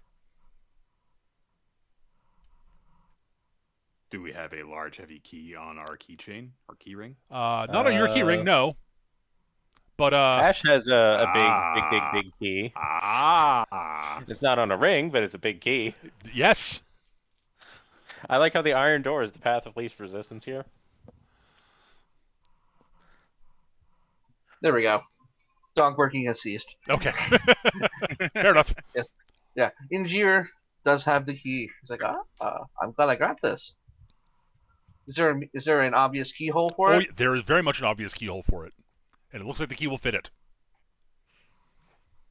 So he just looks at the others. You want to go this way? Sure. All right. As long as there's no stairs on the other side. All right. You slide the key into the door. It fits. It slides in. Perfect. You can sort of see it looks like the lock is kind of rusted, but the key slides in perfectly and turns easily, despite the fact the lock looks rusted. Almost as if there's magic going on here. There's also a big door, by the way. Like this is not your typical sort of normal door. This is like a full 20-foot wide door, and it's like all the way to the ceiling, and the ceiling's pretty high here in the area you're in. And the door sort of groans open, not because it's rust or anything like that, but just because it's big and heavy. And you see a large room in the other side. The air that you in there is got sort of a. It's actually surprisingly pleasant smelling in here. It doesn't have any of that scent of rot or anything like that the rest of the place does. You sort of feel a rush of fresh air coming out as you open the door.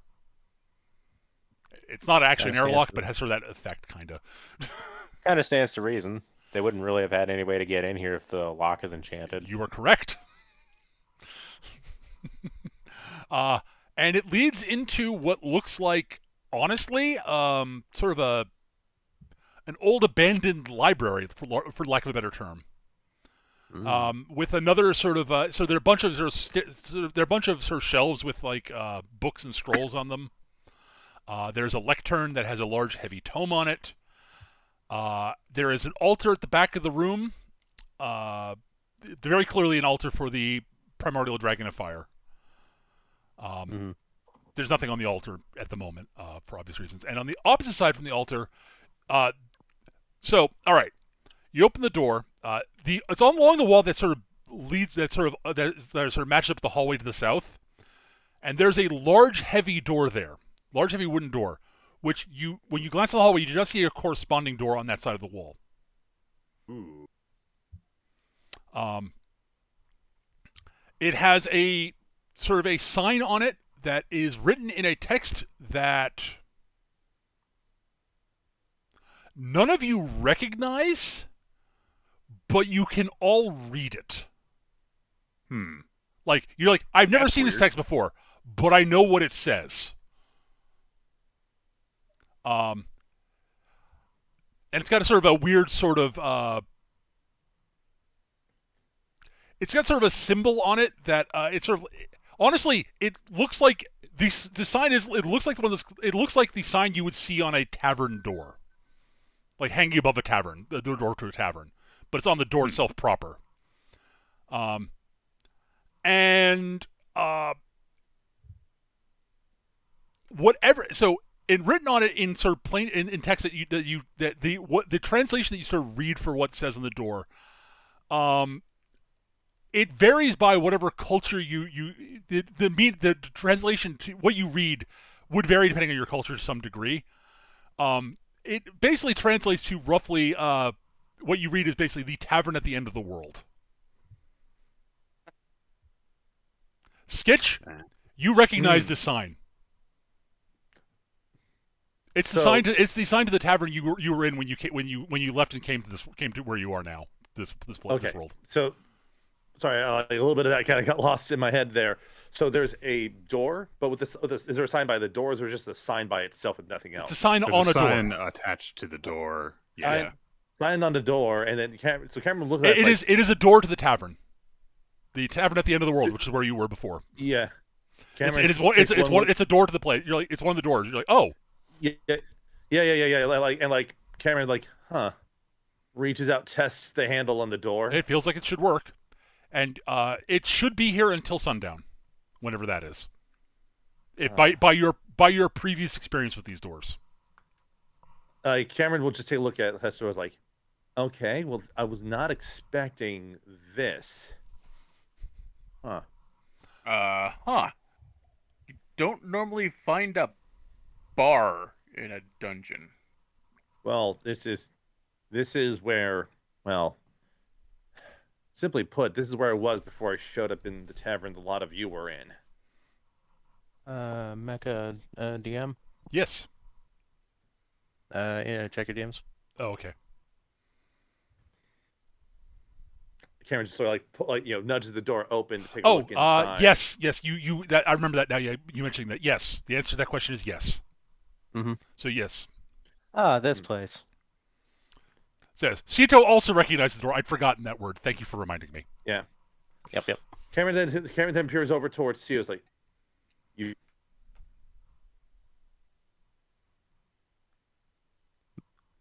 So, anyone want a drink? Did Sketch cut out? Yes. I didn't hear what you said after you said DeCito. I say, see, like, you've been? That's why. Yes, I perform here occasionally.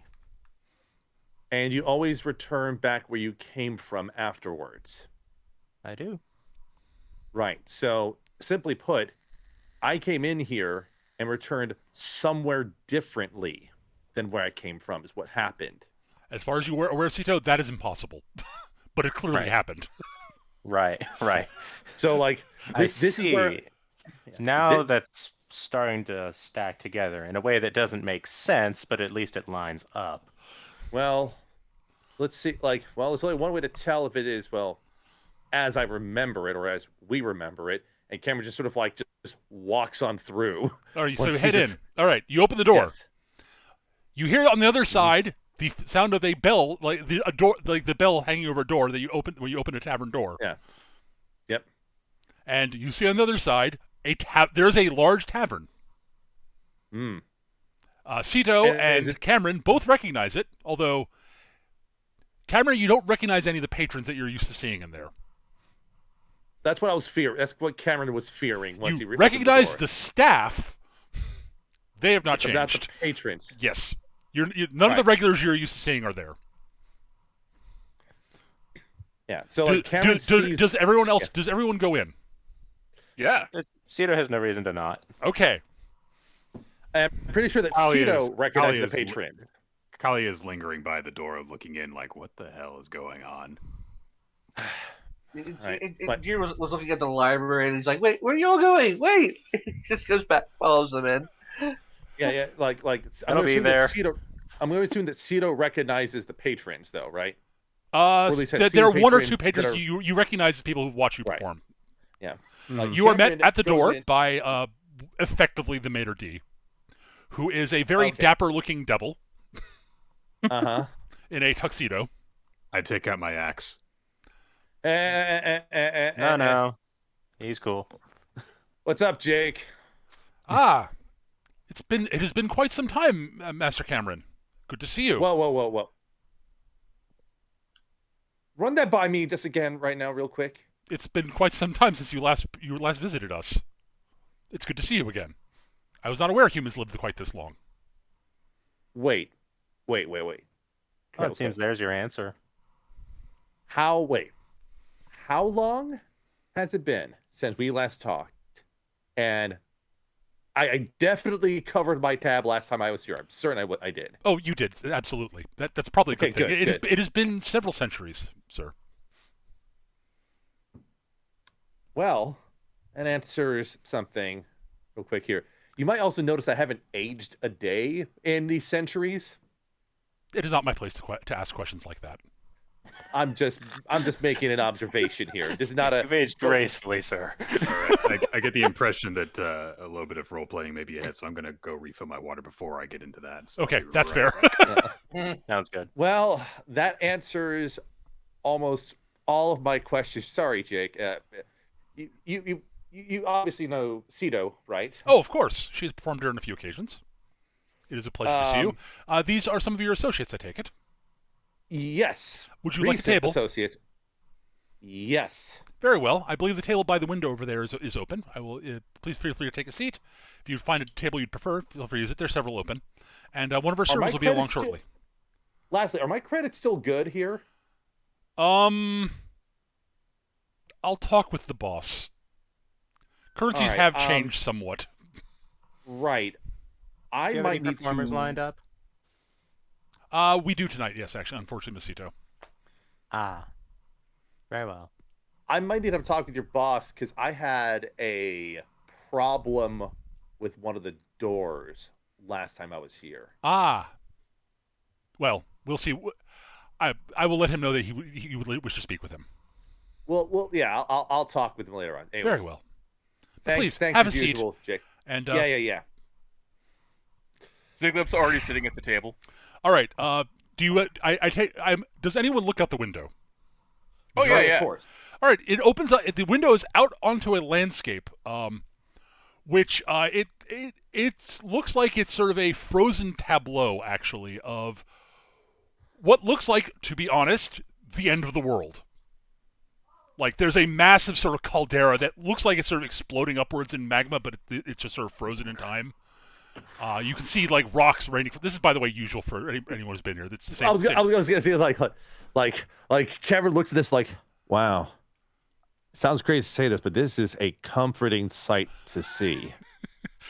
It is very Cameron. By the way, Cameron, it is very slightly different than the last you saw it. It looks like the lava. Some of the drops of lava have fallen a little bit, have descended about like an inch or so, maybe. An inch or so, yeah. All right, I'm back. Yeah. So to clarify, we have been Jake, the maitre d' has guided us to a table by the window, and Cameron is looking out the window, which currently is showing like a almost frozen in time cataclysm event of the world. Yep. And looking very relieved at the sight of the cataclysm, to say the least. It's like, this is comforting to see.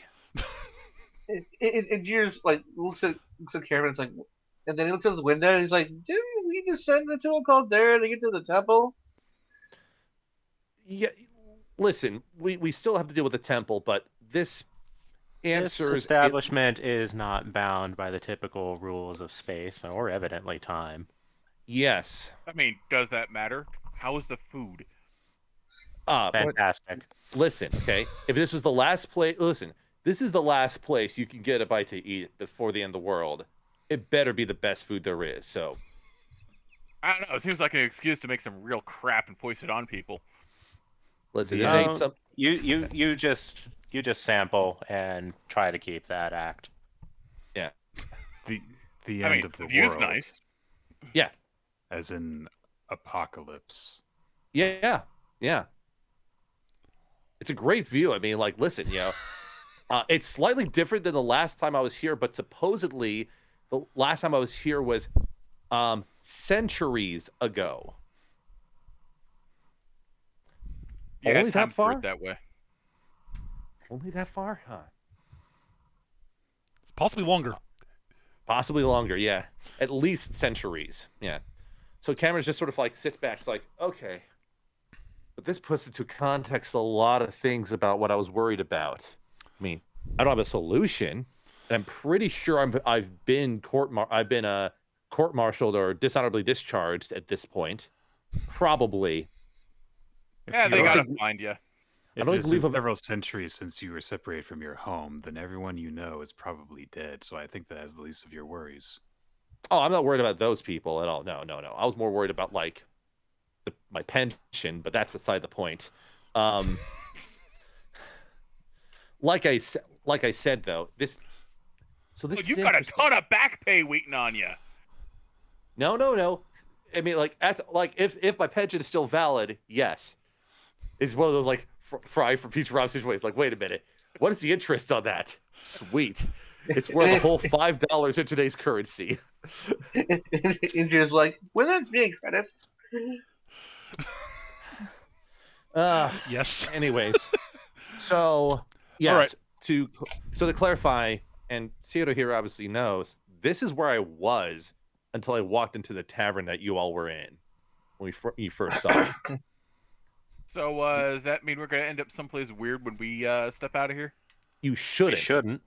That's the thing. The door you enter from is the door you return to, and it always works for each individual person. So this is why I need to talk to the boss, because something went wrong. And Perhaps I you didn't did leave the same door. It was just a door in a different time. Right. I mean, that's certainly the case, but it shouldn't be placing you in a different time. It should be returning you to the same place, same time. When we return back, at most it may be like a few hours since we've left. It's like It should be this is a relative to the perfect- amount of time that you spend within. Yeah. It's like it's not going to be centuries different. But this does lead me to the following thought. I think you're right, Cito. The door is in the same place, but a different time, which would explain some things. It also means, I wonder if there's any like artifacts or other evidence of when I was living around. Because no offense, but the technology level and everything else just feels different. You know, on first blush, it looked like I might have been sent to the past, but this implies I've been sent to the future.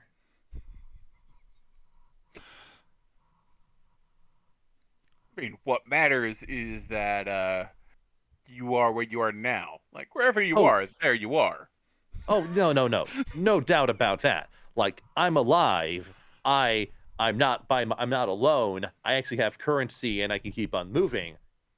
I'm still curious about figuring out what happened, because there's some other problematic implications if someone knows how to leverage leaving at different times and they enter intentionally. At about this time, the waitress walks up. She's a fairly young-looking, attractive tiefling. Miss Cito, everyone else, and companions, can I take your order? Oh, if you'd like, sorry. Here are your menus. She sets them on the table. Right. She walks over, sets on a pitcher of water, and sets glasses out. Drops menus off. So take a look at the menus. Sorry, yes. I was no. The camera's gonna look at the menu. How much has it changed since the last time he was here? It looks basically the same. It's a newer. It's a different. The writing is slightly different. It's a different font. Yeah, basically. They've got a different pink. They've changed their logo a very tiny amount. It still does that thing where it's written in text you can't normally read, but you understand exactly what it says. Right. So in the time that's passed, the logo has been radically reinterpreted as something overly simple and graphic, something bright neon, and then gone back to the classic. Possibly. Yeah. All right. But yes, but yeah, the menu looks basically the same. It is a fairly sizable menu. Those of you there, those of you who've never been here before, the names of all the dishes do not, you don't recognize the names, but they have little descriptions and they all sound like things at least you recognize the ingredients. Okay. And they have a little, and the menu has little sort of sketches of each of the dishes, so you can sort of judge by that. As an aside, for patronage who don't have legs or use chairs in a typical manner, they have like little cushion bundles. Yep. Yes. Oh yeah. They accommodate all patrons. Indeed. Like that is just like. Yeah. So Cito's just like in like this like little cushion bundle that she's coiled around. Yeah. Kali is very visibly on edge for this entire thing. And eventually, while they're sitting down and they're going over the menus, she is going to use Divine Sense. Okay. Okay. So, there are a lot of extraplanar beings here. Right. Your waitress is not one of them. As I said, she's Okay. just a tiefling. Yep. As I said, the maitre d' is very clearly a devil. Fortunately, Divine Sense does not detect alignment, so I don't have to specify that. Yep. Yeah. But yeah, anything affected by Hallow or the location of any celestial fiend undead within 60 feet, not behind total cover. Yep. Though there, you can pick up several things that would technically qualify as fiends. Let's see. Of note, there's the maitre d', who, as I said, is a very dapper-looking devil wearing a tuxedo. Mm-hmm. There is one of the wait staff is can't remember what is it? Marlith, I think. Marilith? Marilith, yeah. One of the wait staff is a Marilith. She also acts as bouncer when needed. She's also the one who makes sure that the cushions keep on track. Yes. Yep. The bartender, honestly, the bartender is a beholder. Of course he is. Listen, okay? Listen, don't ask how Louis makes his drinks, all right? Just accept that they're delicious. Well, one of his eyes is telekinesis always ray, are. so. Exactly. Also, These you- drinks have flavors that you can't even perceive. Also, you don't need to be sitting at the bar for him to do the bar move of sliding the drink over to Nope. you. He just sort of like pushes it across the air right to your hand. It Yeah. just You know, still just- has that satisfying scrape of glass on wood Well, yeah. effect that happens when he does it. Well, yeah, he Can he be wearing a monocle on one of his eye stalks? Sure, why not? It's like Cameron, if he like once looks about it, like takes a moment, it just yells, "Yo, Louie, give me a Long Island, double." No problem, sir. Good to see you again, Mr. Cameron, sir. It's good to see you too. Eventually, Happening. What is this? it's the restaurant at the end of the world. Sorry, the tavern at the end of the world.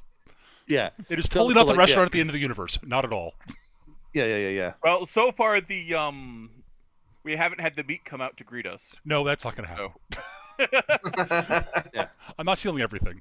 Eventually, a Yeah, there's two things being stolen from here. Yes, there are. Yeah. Eventually, Cameron, Both of them. the owner chef walks out to say hello, since you requested it. He's sort of an average, slightly taller than average human with neatly kept black hair and a very neatly kept beard, wearing a white chef suit. These are white sort of the thing you'd normally see like traditional Western chefs would wear. Someone's come up with a name for him. His name is Kota. All right. Peter took the right suit there. Oh yeah, he walks out. Mr. Cameron, good to see you. Miss Ito, welcome back. I hear from Jake that there was an issue with the door, Mr. Cameron. Yeah, apparently it's centuries after the last time I visited here. I believe. I can check exactly the last date because I suspect that that our accountant has kept your last bill on record, so I can find that if you'd like. It has been Sure, quite some go time ahead though. and do Yes. that. Yeah, that would be good. Long story short, normally you wouldn't really see me here at the same time as Miss Sito. No. But somehow I am. Yes. And that's because I'm currently in the same time as Miss Sito Yes. and these other associates. That is confusing. I honestly don't personally know how the door works. I'm not so much worried about getting back to where I came from, though. If I could, that would be nice. Yes.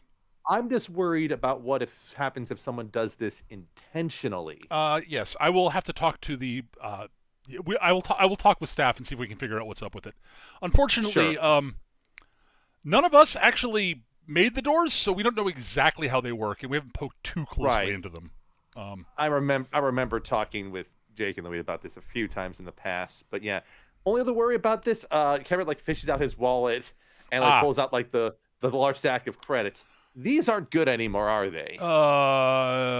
No. Well, in that Tell you what case, I can do. Uh-huh. I think for now I can run a tab for you, Cameron. I mean, I got gold on hand. I could pay probably today. Fair enough. I do know someone who saying. might. I do know a collector who might be interested in those as sort of a historical artifact. That I'm more than happy with. I was going to say give it to the poker player so they could have something that is some other form of currency to play with. That's a possibility, but I think I do know a collector of historical oddities who might be interested in those, given how old they actually. My way. Yeah. Given how old they are. Pretty pristine. Yeah, look at that. Well, It's not often you granted, see they don't currency freeze- from before the Gods Fall War. Now, question is that now the God? You have never heard of that sketch. Everyone else at the table knows what that is. Cameron's like the what fall war? What, you ain't never heard of it? No, this was That was several centuries ago. Yeah, that was after I left my original time.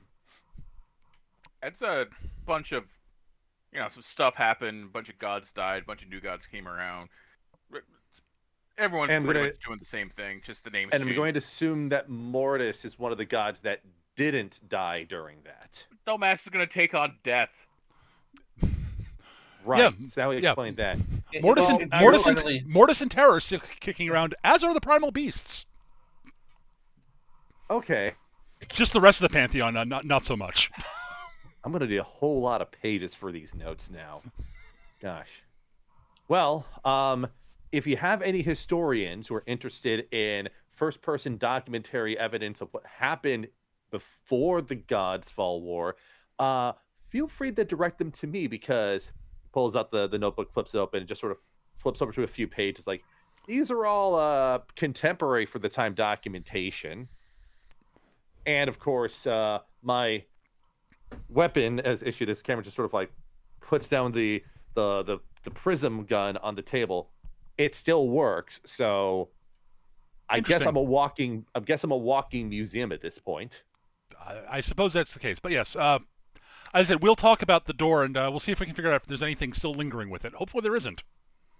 Hopefully. But yes, I got to get back to the kitchen, so. Right. And then Cameron's just like the Long Island's like floating through there, and just Cameron just grabs it from the air and just sets it on the table. Do you want your usual, Cameron? You know it. All right, Missito, same as usual. Would you ever want it? Of course. I'll get those in, and I'll bring out some appetizers for everybody. And The best Perfect. response to that would have been like, "Sorry, that being is now extinct." I would say the final house rule that like, so unfortunately we don't have that protein source anymore. We'd like a substitute. Like, I'll be fine. Just, it's fine if it's as long as the sauce is still the same. I remember it. It'll still be fine. But yes, pleasure to meet you all, and welcome to the restaurant that will open in my tavern. Have a good evening. All right. And he wanders back. By the way, he is very clearly human. Oh gosh. Well, sorry for taking up so much of that conversation. I'm still processing all of this. And here it's been mostly just looking out the window at the apocalyptic scene, just like operatic music playing in his head, like like oh. It's a screensaver, okay? He's just like, it's the end of the world. And then he's the whole thing with the maitre d'. He's like, that probably snaps him out of it. It's like, I can't look out that window anymore. It's the end of the world as you know it. Alex literally had his nose in the menu, and it's just like, huh. Mm-hmm. I have no idea what any of this is. I will be honest, Cito. It's actually kind of a relief to know that someone else knows of this place. Well, I can imagine that.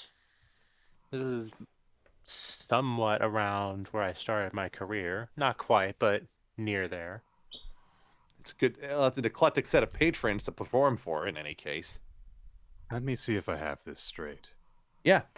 You came to this restaurant Yep. hundreds of years ago, and when you left, you came instead of returning to your what would have been the present for you. Yep. You left to a point hundreds of years in the future, which is the present for us. You have the right of it. That is However, given. Yep. you left through this restaurant, which is also since hundreds of years passing. However, and she points out the window, it has been the end of the universe here the entire time. Yeah. I mean, it's just this is just where it is. It just happens to be here. So. You're saying when as in where? Yeah, I mean, this is a you could say that this place is in and of itself in a disassociated place and time. That being said, as far as I can tell, the door leading in here isn't disassociated completely, because if it was, I'd recognize more than just the staff working here. See, do you recognize anyone from in here at all? I do. I So, recognize it that. sounds like a lot of nerd talk for it's magic. Don't worry about it. About halfway through the explanation, Kaya started looking at Cameron as if he were suddenly speaking a different language. Go ahead and finish I your recognize that Iron Golem lady over there. Yeah. I recognize the Wanti.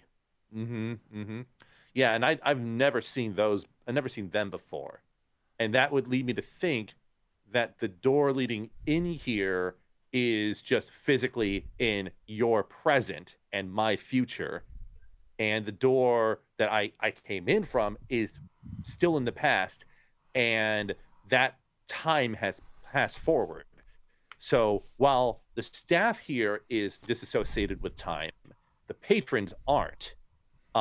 Which is kind of an interesting conclusion. I didn't really realize that was how it worked. But then again, everyone that went to the restaurant, that went to the tavern, when I was, all paid in credits because credits was the currency. But obviously, we're in a post credits time right now. Perhaps so you were that the means that there's last going to one be to leave before the doors shuttered for a while. a post-credits timeline. I mean, I guess that means that there's going to be a setup for the next movie. Hey, Correct. Yeah. So this is where the account, if they still have the records when I was last year, we would know exactly how many years it's been. Which then leads me to think that, like I said, all the stuff that I have may still exist somewhere in the world. It just might be buried somewhere. It might be under some strata of rock or otherwise. So weird. Eventually, the waitress comes back by and takes your orders, whatever they are. I'm not going to worry about that Yeah, for the moment. I'm gonna try the fillet mignon and the muscles. Very well, What sir. is this lobster? There's no garbage C in board? that word. There is, if you try hard enough, you can make a CB in there. There is in Goblin. That's exactly right. And What is this? and yeah, let would you say his name was Cameron? Bobby? The beholder. Louis. Louis. Louis, yeah. Yeah. And I want a rusty nail but in a pint glass. Very well, sir. Orders are taken. Eventually, food comes out, and a series of, basically, some appetizers are brought out. They are extremely good. The drinks are top notch, and the food, when the meal's brought out, it is pretty much the best food you've eaten. Yeah, I'm going to assume it's even better from camera standpoint because they've had a couple centuries to get even better at it. Yeah, possibly. Yeah. Been a few centuries. Yeah. Kalia has her holy symbol dangling from her hand, and she's kind of just like staring at it while everyone else is eating.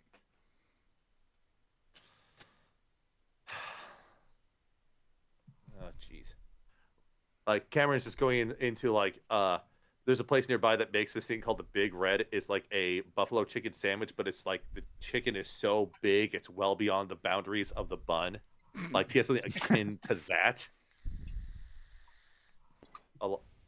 Along with the standard sides there.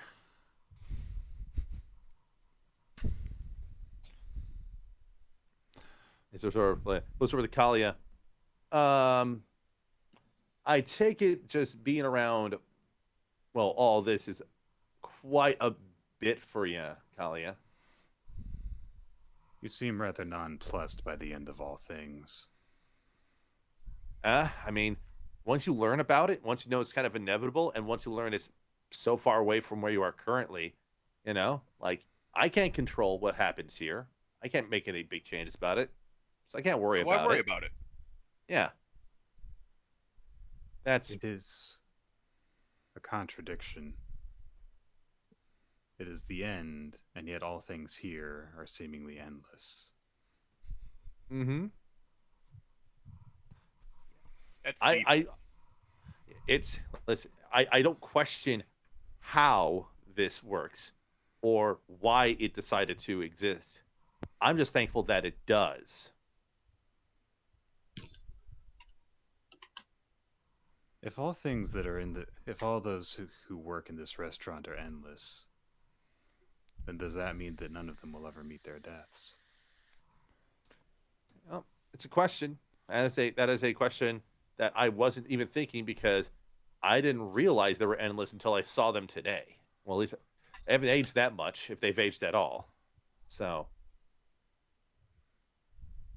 It makes me wonder if they can even be considered alive.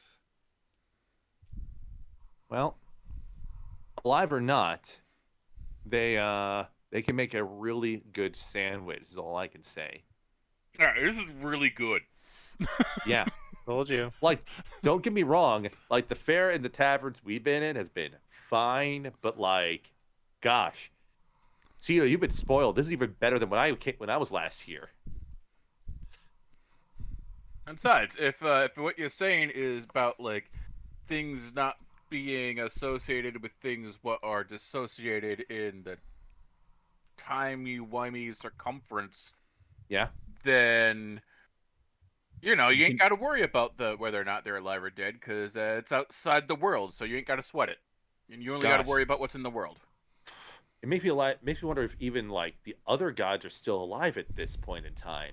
He was pointing out to the window, because even they may not be alive at this point. Sounds awesome. Injir's just like he's just focusing on his food to prevent like the oncoming panic attack of having seen the end of the world. Well, Listen, so like. hold on, Go hold ahead. on. So to clarify, Kalia was able to channel a divine sense, Yes. so she has a connection to the source of her powers at this point. Still. Yes. Yep. So there I you mean- go. I mean, to be fair, To be fair, you are a paladin of death. So yeah. yeah, and I'll point out that broadly speaking, 5th edition canon rules: paladins do not get their powers from their gods; they get their Alright, powers their from belief. their conviction to their oath is what gives them their powers. Right. but even if So- it were the case, yeah, Mortis is still kicking around. Yeah, out there. Yeah, You think, therefore you are. yeah, that is like that's also why oath breakers almost don't make any sense in 5th edition, because it requires Right. a player to actively say, "I'm breaking my oath." Because if you are doing things weird, but you still believe you're following your oath, you're not breaking your oath. Yeah, you're changing it. Yeah. So like, anyways, but like Cameron sort of like says that kind of like, maybe, I don't know. Like, I wasn't a Mortis follower myself or anything back then. Gosh, I'm trying to remember what church my family would go to when I was growing up. Whatever it was, they're probably dead at this point. So whatever. I mean, was it either Mortis or Terra? If the answer is no, then yeah, dead. Yeah. Like this is sort of like they're probably dead. The god that my family used to believe in. So Cameron just like shrugs. It's exactly the right attitude to have.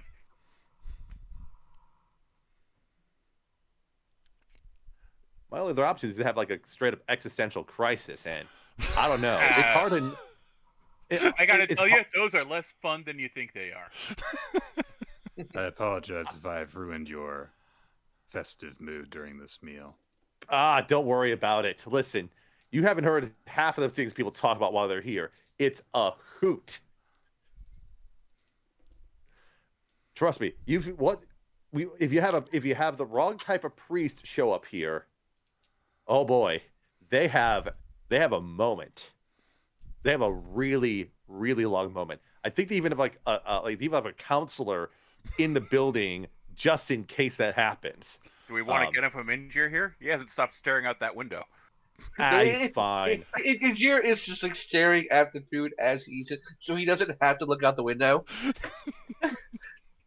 He's fine. But yeah.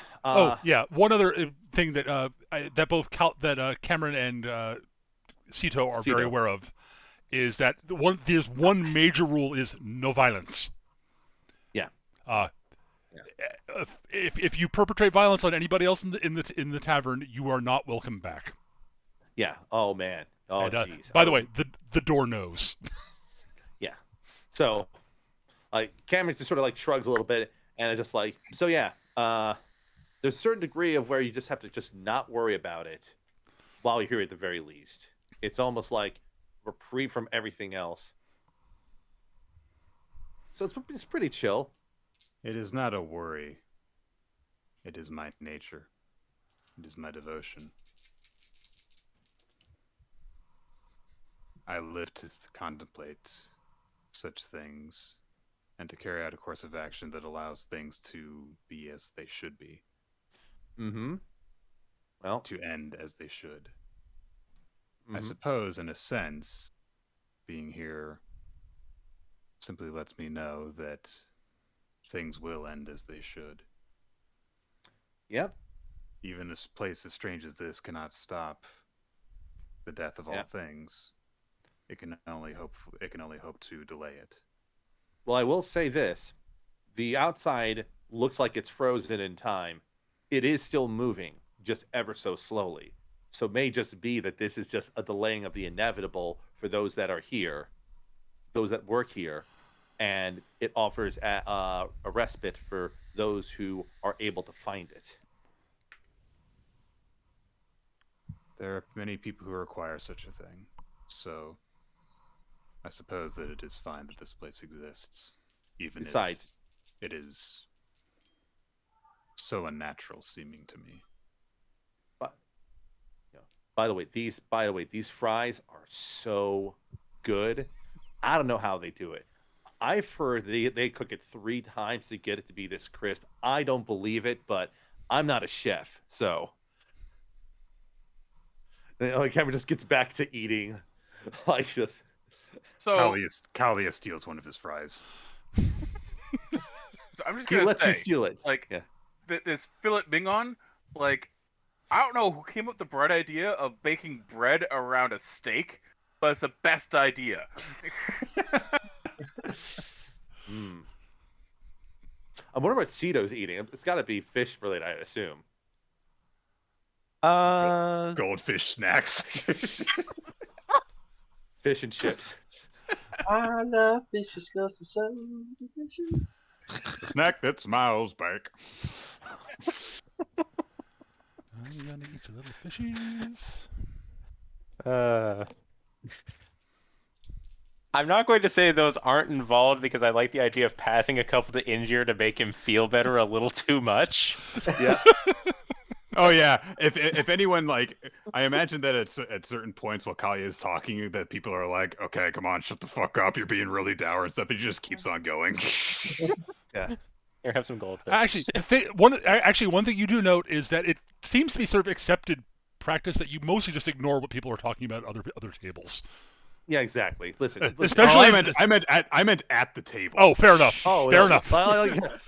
Cameron is too elated to see people he recognized and to be downing his drink and having his like fried chicken sandwich with fries and coleslaw and stuff that like he hasn't had in a few days, but according to Steph, he hasn't had in centuries. So he's just like he's fine. He's just. And Cito, on the other hand, is, not the kind of person who's going to really worry about that kind of thing. She's got other things to focus on, and being here is kind of reinvigorating that focus, because this is kind of where she got her start for her current goal. Not that she's openly stated that to the group yet. Sure. But like, this is offering a good like psychological morale boost for both Cito and Cameron for different reasons. Actually, you know what? Cito is going to call over the waitress, and is going to actually no, not the waitress, the Marilith. Okay, Yeah. she slithers over. Can I help you? I mean, this is This Kadra's table, but can I help? Oh, Cito, I recognize you. Yes. Hi there. My associates and I have ended up in a situation where there are a lot of stairs. Would you have any suggestions for how to deal with that? Or perhaps Oh, on anything the other I side can of the door. borrow? Yep. Well, stairs don't really bother me that much, but scales as opposed to You're also a far stronger individual than I am. yeah. Let me give it some thought. I'll see if I can think of something. Thank Oh, you. if you have a catapult, we could use that to like launch her up and down the stairs. I think. I hate that that's an attractive option. Especially for climbing stairs. I think the climbing of stairs is going to be the real trouble. It is. Descending is one thing, but it's the climbing that's the real tough part. So Yep. the question is, I mean, I'm going to be honest, Cito. The reason why I suggested the catapult because I want to use it to launch myself up the stairs. I mean, I think that was what our plan to test the catapult's function was going to be before we got You know, Yeah, I we have remember. this really small, tiny thing, and then we're gonna put this big lady into it. Yeah, like this is an equivalent Aren't there test. spells built around like carrying things of the ground that we could possibly leverage for this? Actually, yes. I might be able to find. Let me talk to. I think. Hang on. I'm gonna go talk to one of the fellows, one of the patrons over there. He's a fairly skilled wizard. He might be able to help. She slurs off. Wonderful. Thank you. Yeah, that's right. Because the trick, because if you're in a situation where you even with like gentle force can pull yourself along one way or another and not require the entirety of dragging yourself up the stairs, that should at least help to some degree. Mm-hmm.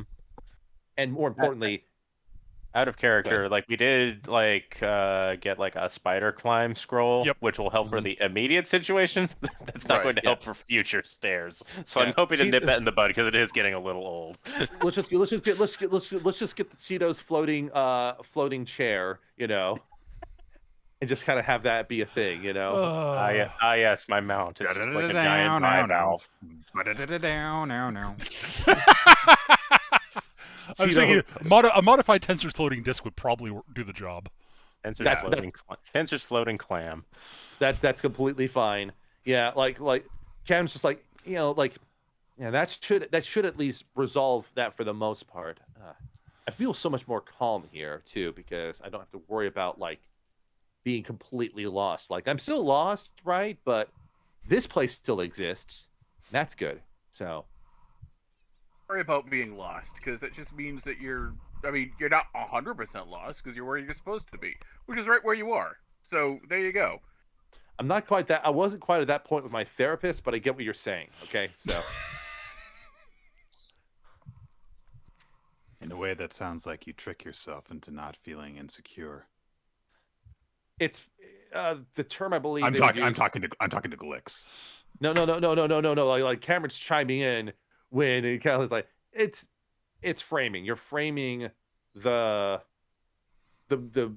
how to interpret the situation in a different way, and that sometimes can offer relief. So I'm just saying, I've seen some weird shit. You just got to worry about like what's happening with you. So Yeah. Hey, are your insides still inside you? Then you're good.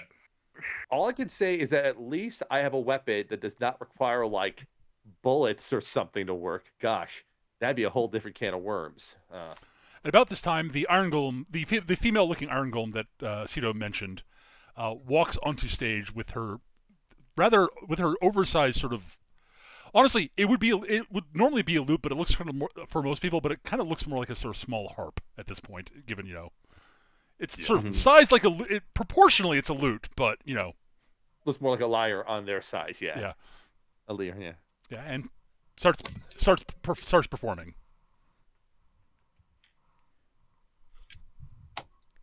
I figured This is I figured heavy metal would go with the apocalyptic landscape. Yes. Absolutely.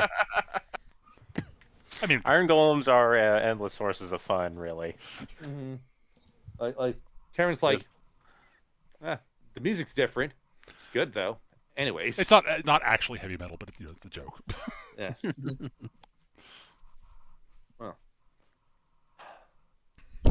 Well, I'm at least glad to have some answers. Not all of them, but some answers. Mm-hmm. And well, gosh, if I knew how to describe this place better, you probably would have actually believed me what I talked about earlier. Cedo. Well, just we assumed- figured it out eventually, so. Yeah, fair enough. Also, that floating mass of eyes really knows how to make a good drink. As he's holding a pint glass full of liquor in both hands. Yeah. Oh yeah. Louis the best. Well, they're all the best here, pretty much. Sort of the point. I was like, so they just continue on, trying to think, basically, I think of this is like being like that one step above like just standard like sports bar food, but it's just like the best. It's like the platonic ideal of that type of food. Is there a point where the information from the accountant comes back during all Not this? yet. I'm writing Okay. something to you, Sketch, that of note in a DM. You got it. You got it.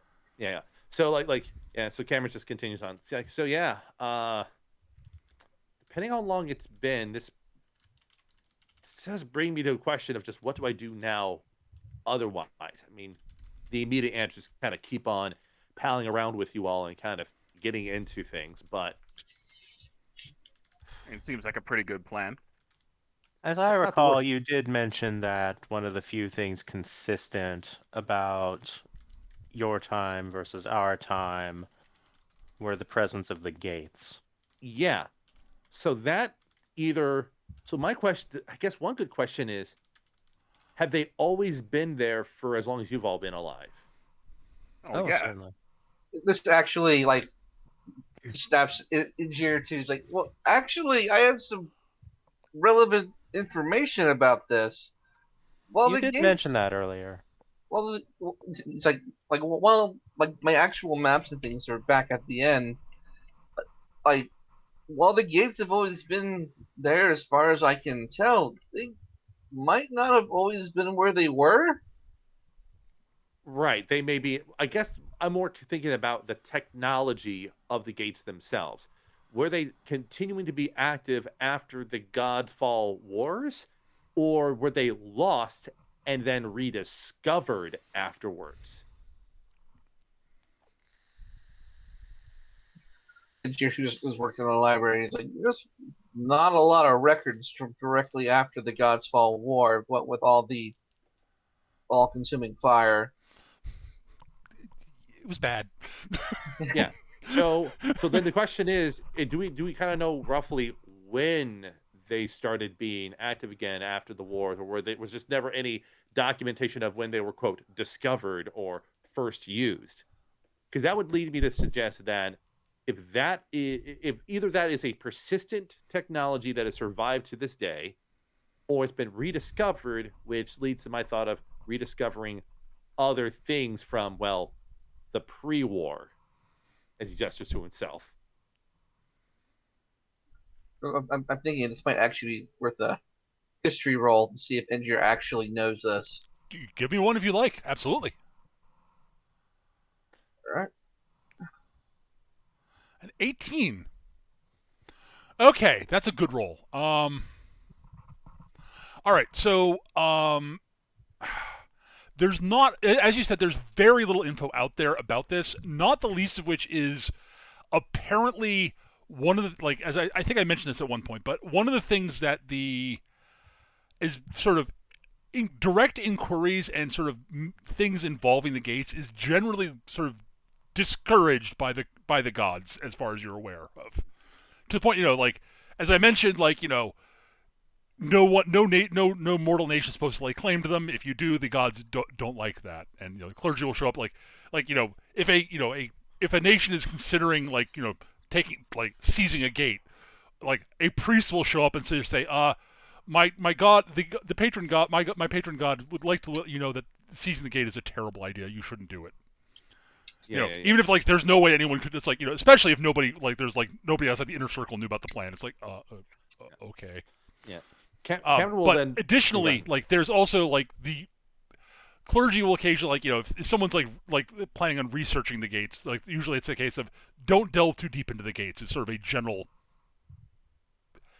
sort of known warning that a lot of scholars get. So there isn't a lot of research into it, but there has been some. And with your 18, you do know that as far as anyone's aware, there's no known time when the gates weren't functioning.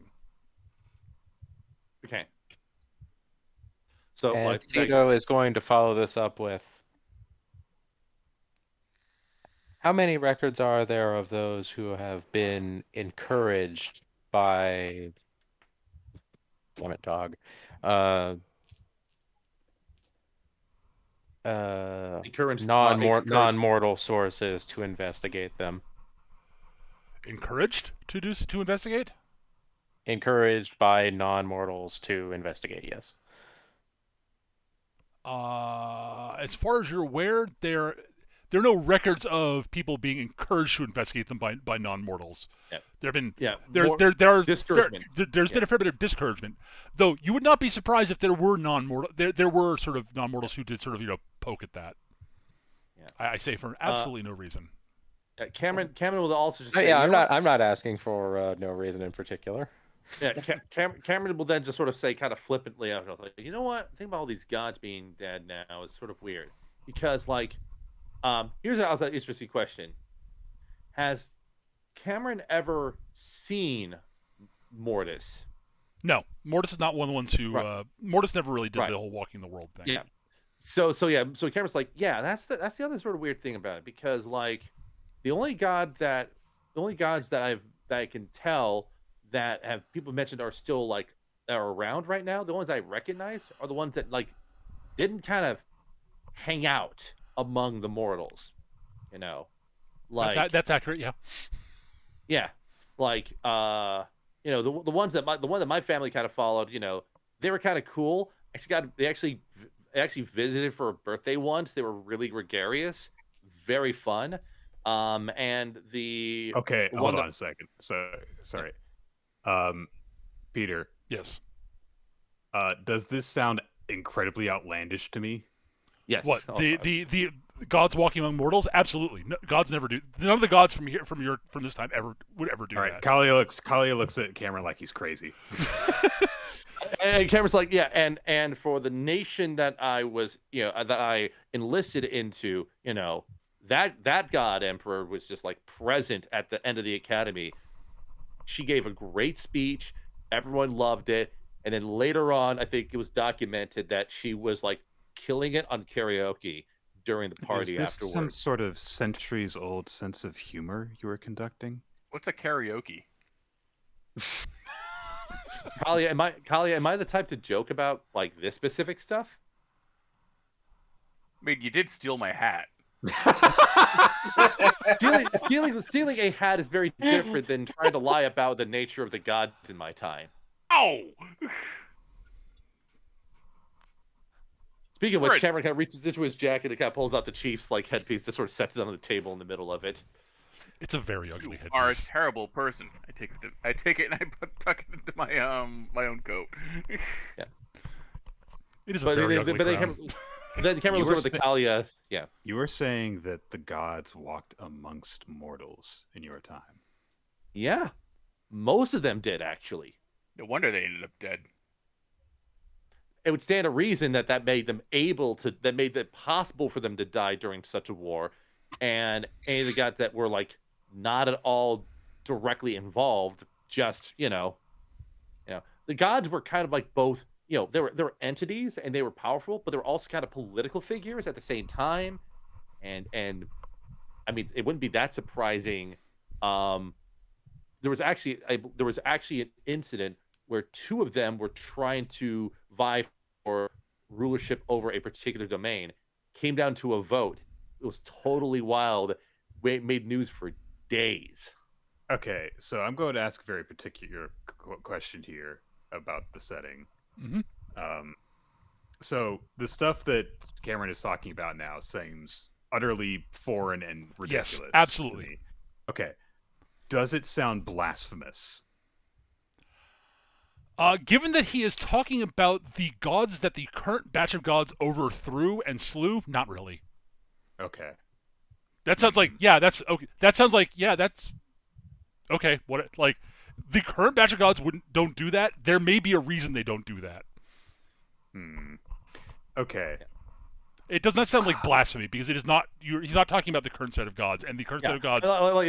Like Cameron's not saying shit about Mortis per se. He's more like talking about like, Mortis actively sided with the current batch of gods against the previous pantheon, as did Terra. Eventually, they both Okay, so I guess what I'm trying to see is that Kalia's kind of got it in her head that Cameron could encounter problems if people find out what time period he is from. That is actually probably true, yes. For about 3 different major categorical reasons. That is also true, yes. knowledge of where things might be, knowledge of certain technologies, and knowledge of how religion worked back then. Mm-hmm. So I guess that I'm just trying. That last one is what I'm basically trying to nail down right now. Is I don't have a problem with you talking this way, but it sort of sounds like a bunch of people would. Oh, there are definitely people who would. It sort of would. I guess the more the issue isn't so much the issue about them like talking about them the way he's talking about them, and more that he at all knows as much as he does about the previous pantheon is one of those things Right. that there are probably His members of the his clergy would go, familiarity with them, no. Yeah. yeah. Like you're talking with someone who knows of this, has extensive notes about this stuff from the contemporary time Mhm. frame, and it would be something that the current pantheon would be like, we don't want people to know that gods used to be like this. Yeah. We don't want them to know this at all, for either for our own self-preservation or otherwise, you know. So, Okay. Yeah. All right. I will kind of lean in to Cameron and just say there may be trouble if people know that you may know certain things from this time period. If anyone ever were to ever discover exactly where you came from, there would be many different reasons people would want to take advantage of that information or to make sure that that information were lost forever. Cameron hears that softly and just nods and is like, that's partially why I'm kind of worried about the door, because if someone knows specifically times before that war, they could try to find a way to get back before then and try to do stuff. Like that's like Cameron's response is not like, oh, like Cameron's like, oh, I get what you're saying, kind of vibe here. It's just like, so, but Cameron's like, I don't know who currently would care to know about that for reasons that aren't great. I'm gonna have to lean on you and the others to be aware of that stuff. I'm sorry, I wasn't paying attention. Hey, by the way, try these fries. Oh yeah. And then the camera goes back to Kalia, just like, hopefully that makes sense in any case. Knowledge of the distant past and knowledge of the distant future, in either case, both could be extremely dangerous. Yeah, that's why anyone who gets this information has to be someone that's actually trustworthy, obviously. But I pose a question to you.